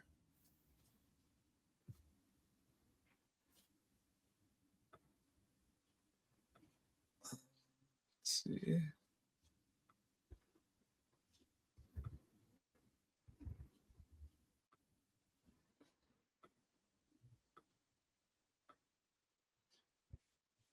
Is that better?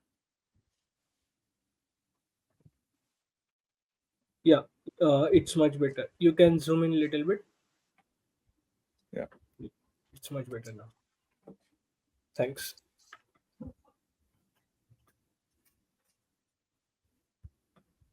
Welcome to Hybrid PM, your AI assistant.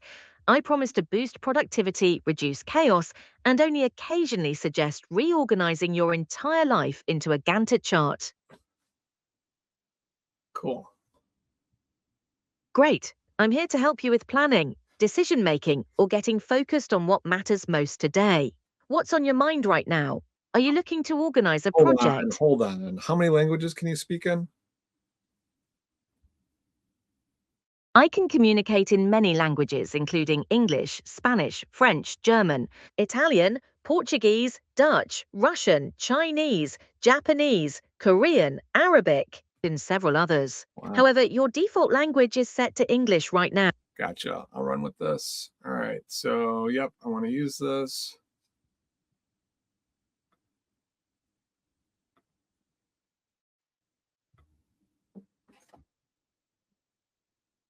Go to widget. I'm going to copy this. So this is just, you could build a workflow. You could have one agent go to another agent. You could add a bunch of documentation. So if this was like an AI PM thing, we would add all the documentation of all the different methodologies and everything that we can do. So there's a lot here to unpack, but it's really simple to set up an agent and set the language for the first time. And then you just click widget and then the embed code, copy it, go to Bolt and say, add the voice widget to the bottom left of the screen. This will be the interactive voice agent to stay with us throughout the process.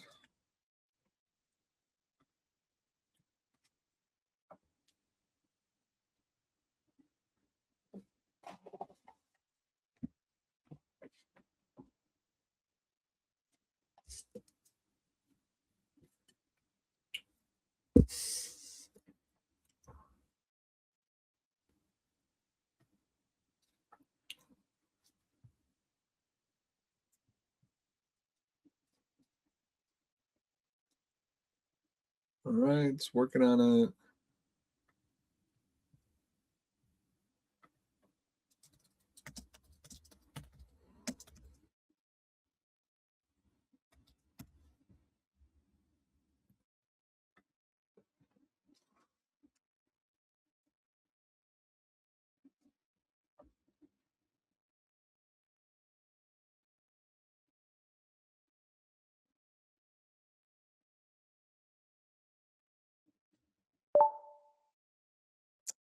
Cool. All right. Now we have our voice agent down here. So I'm going through knowledge base, all these things. And then I have a question. So I'm going to start a call with an agent. I agree to the terms. Welcome to Hybrid PM, your AI assistant. I promise to boost productivity, reduce chaos, and only occasionally suggest reorganizing your entire life into a Gantt chart. I have 3 weeks to, or actually I have 3 hours to develop a product throughout all these sites, and I had a ton of issues with N8N. I want to blow it up right now. What is your best way to fix technical problems when you're on a time crunch? I hear you. 3 hours is tight, and N8N frustrations can be maddening. Here's what I do. First, step away for literally 5 minutes to reset your brain. You'll solve problems faster when you're not in rage mode. Second, identify the absolute minimum viable version you can ship in 3 hours, even if it's ugly or manual. Third, if N8N is blocking you, ask yourself if there's a simpler workaround or different tool that gets you Yep, 70% thank of. you. So you can even rate the conversation and send feedback. Uh, it needs more oomph and information. All right. So looking at what time it is, we'll say we said at 8:30, 9:30, 10:30, 11:30, 12:30. So 4 hours in perspective, in hindsight, in 4 hours, we have a slickly designed, not just dashboard, but fully functioning site with a database on the back end that people can log into. We have an one active AI assistant, and we could continue to work on this, but we have the shell for the other. We just need to figure out the N8N code for. And with the cherry on top, we included a voice assistant that can guide you through the process. So we're at 12:37. If it was earlier, I would take the advice, and maybe I should have taken the advice earlier to take 5 minutes and take a walk and take a breath. But we got here, everything's functioning, everything's set up. So let's take the next 20 minutes for questions, Alec, or conversation, or I can just keep working on trying to fix that.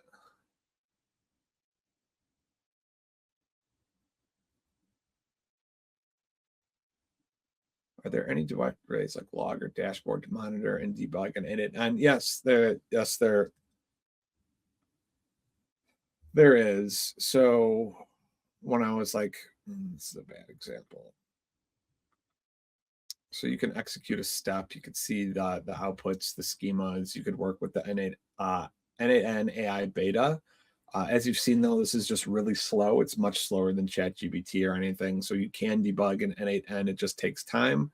And I think I let the frustration get the best of me, and I just kept mashing into ChatGPT. So good point. You can debug some of these things in N8N.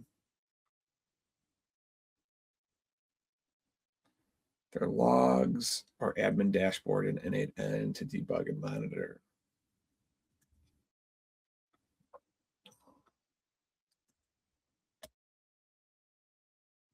All right, I'll let that one run. I'm not sure. I haven't used it. The moment this voice AI agent is not connected to your app and data, let you talk with it, does not add any data to your database. Correct. You can. I just didn't have time. So how I've used this in the past, this agent, if I could go here, so you can connect it. So it takes some creative prompting.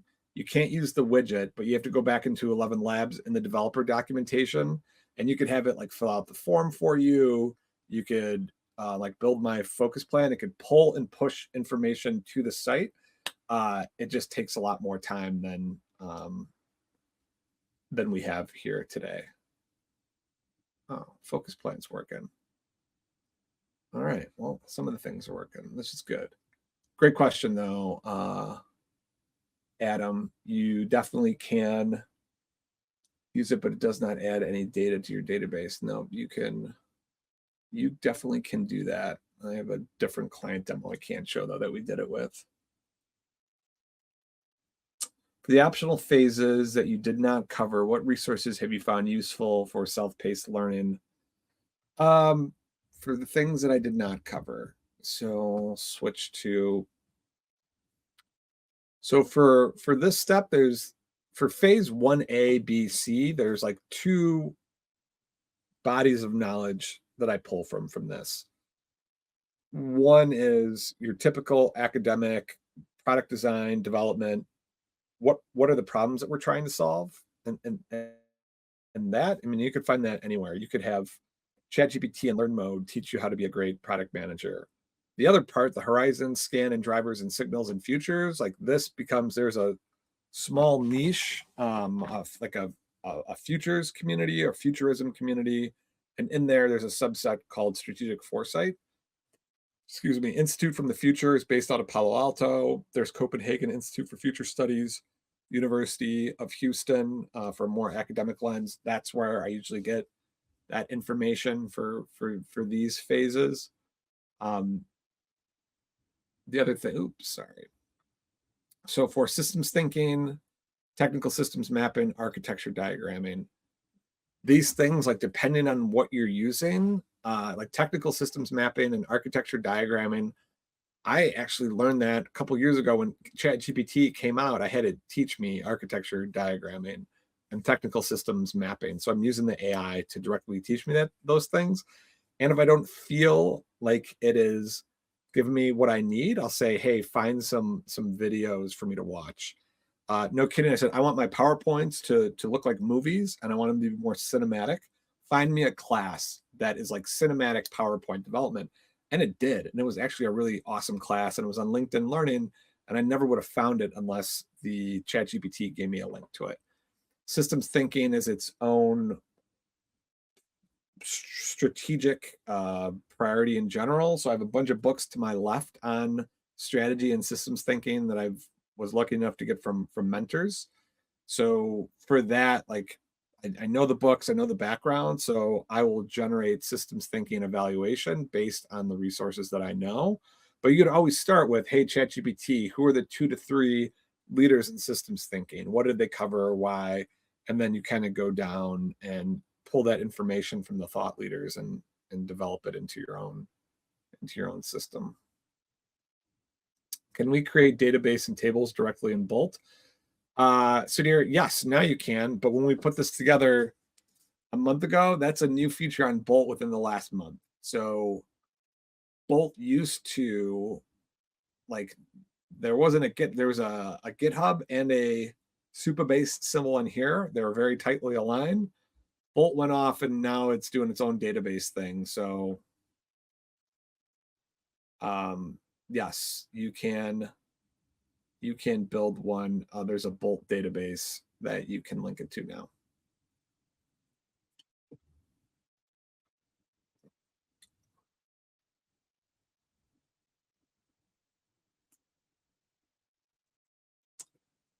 All right, I would like to be able to reproduce the whole solution at my own pace. What are the do's and don'ts that you share with us?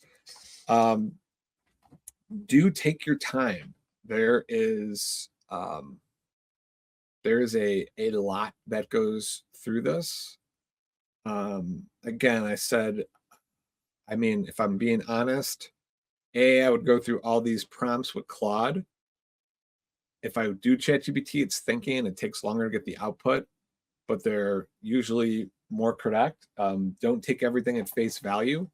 Validate. You see the mistake that I made on the design. I overlooked that it was giving pixels to Figma, and you see how just that one variation of what I was looking for completely destroyed this. We look at a screenshot of where we were before and after the break. It was literally a little bit of text broke the whole thing. So make sure that you critique it. And then experiment it. This is like everything else. The more time that you spend into it, like the more time you spend with it, the better you will get at it.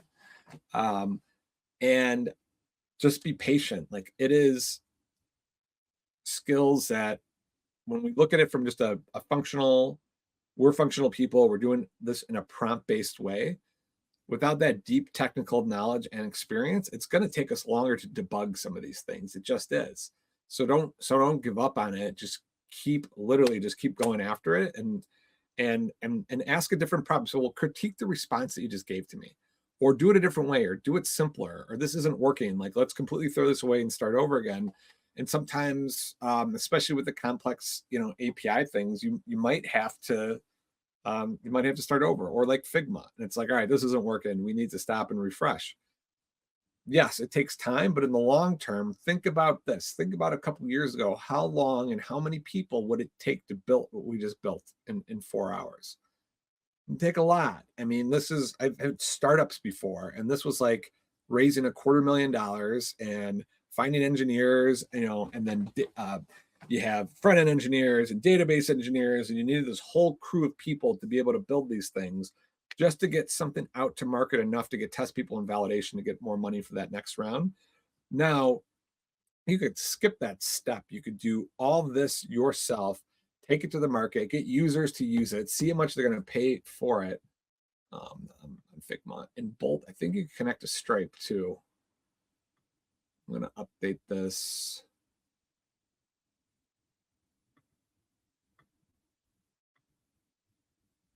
I think there's an integration. I think you could put payments on here. I think you could charge subscriptions through Bolt and get people to pay for it. So if you're really serious about being an entrepreneur and building a digital product yourself, all the tools are in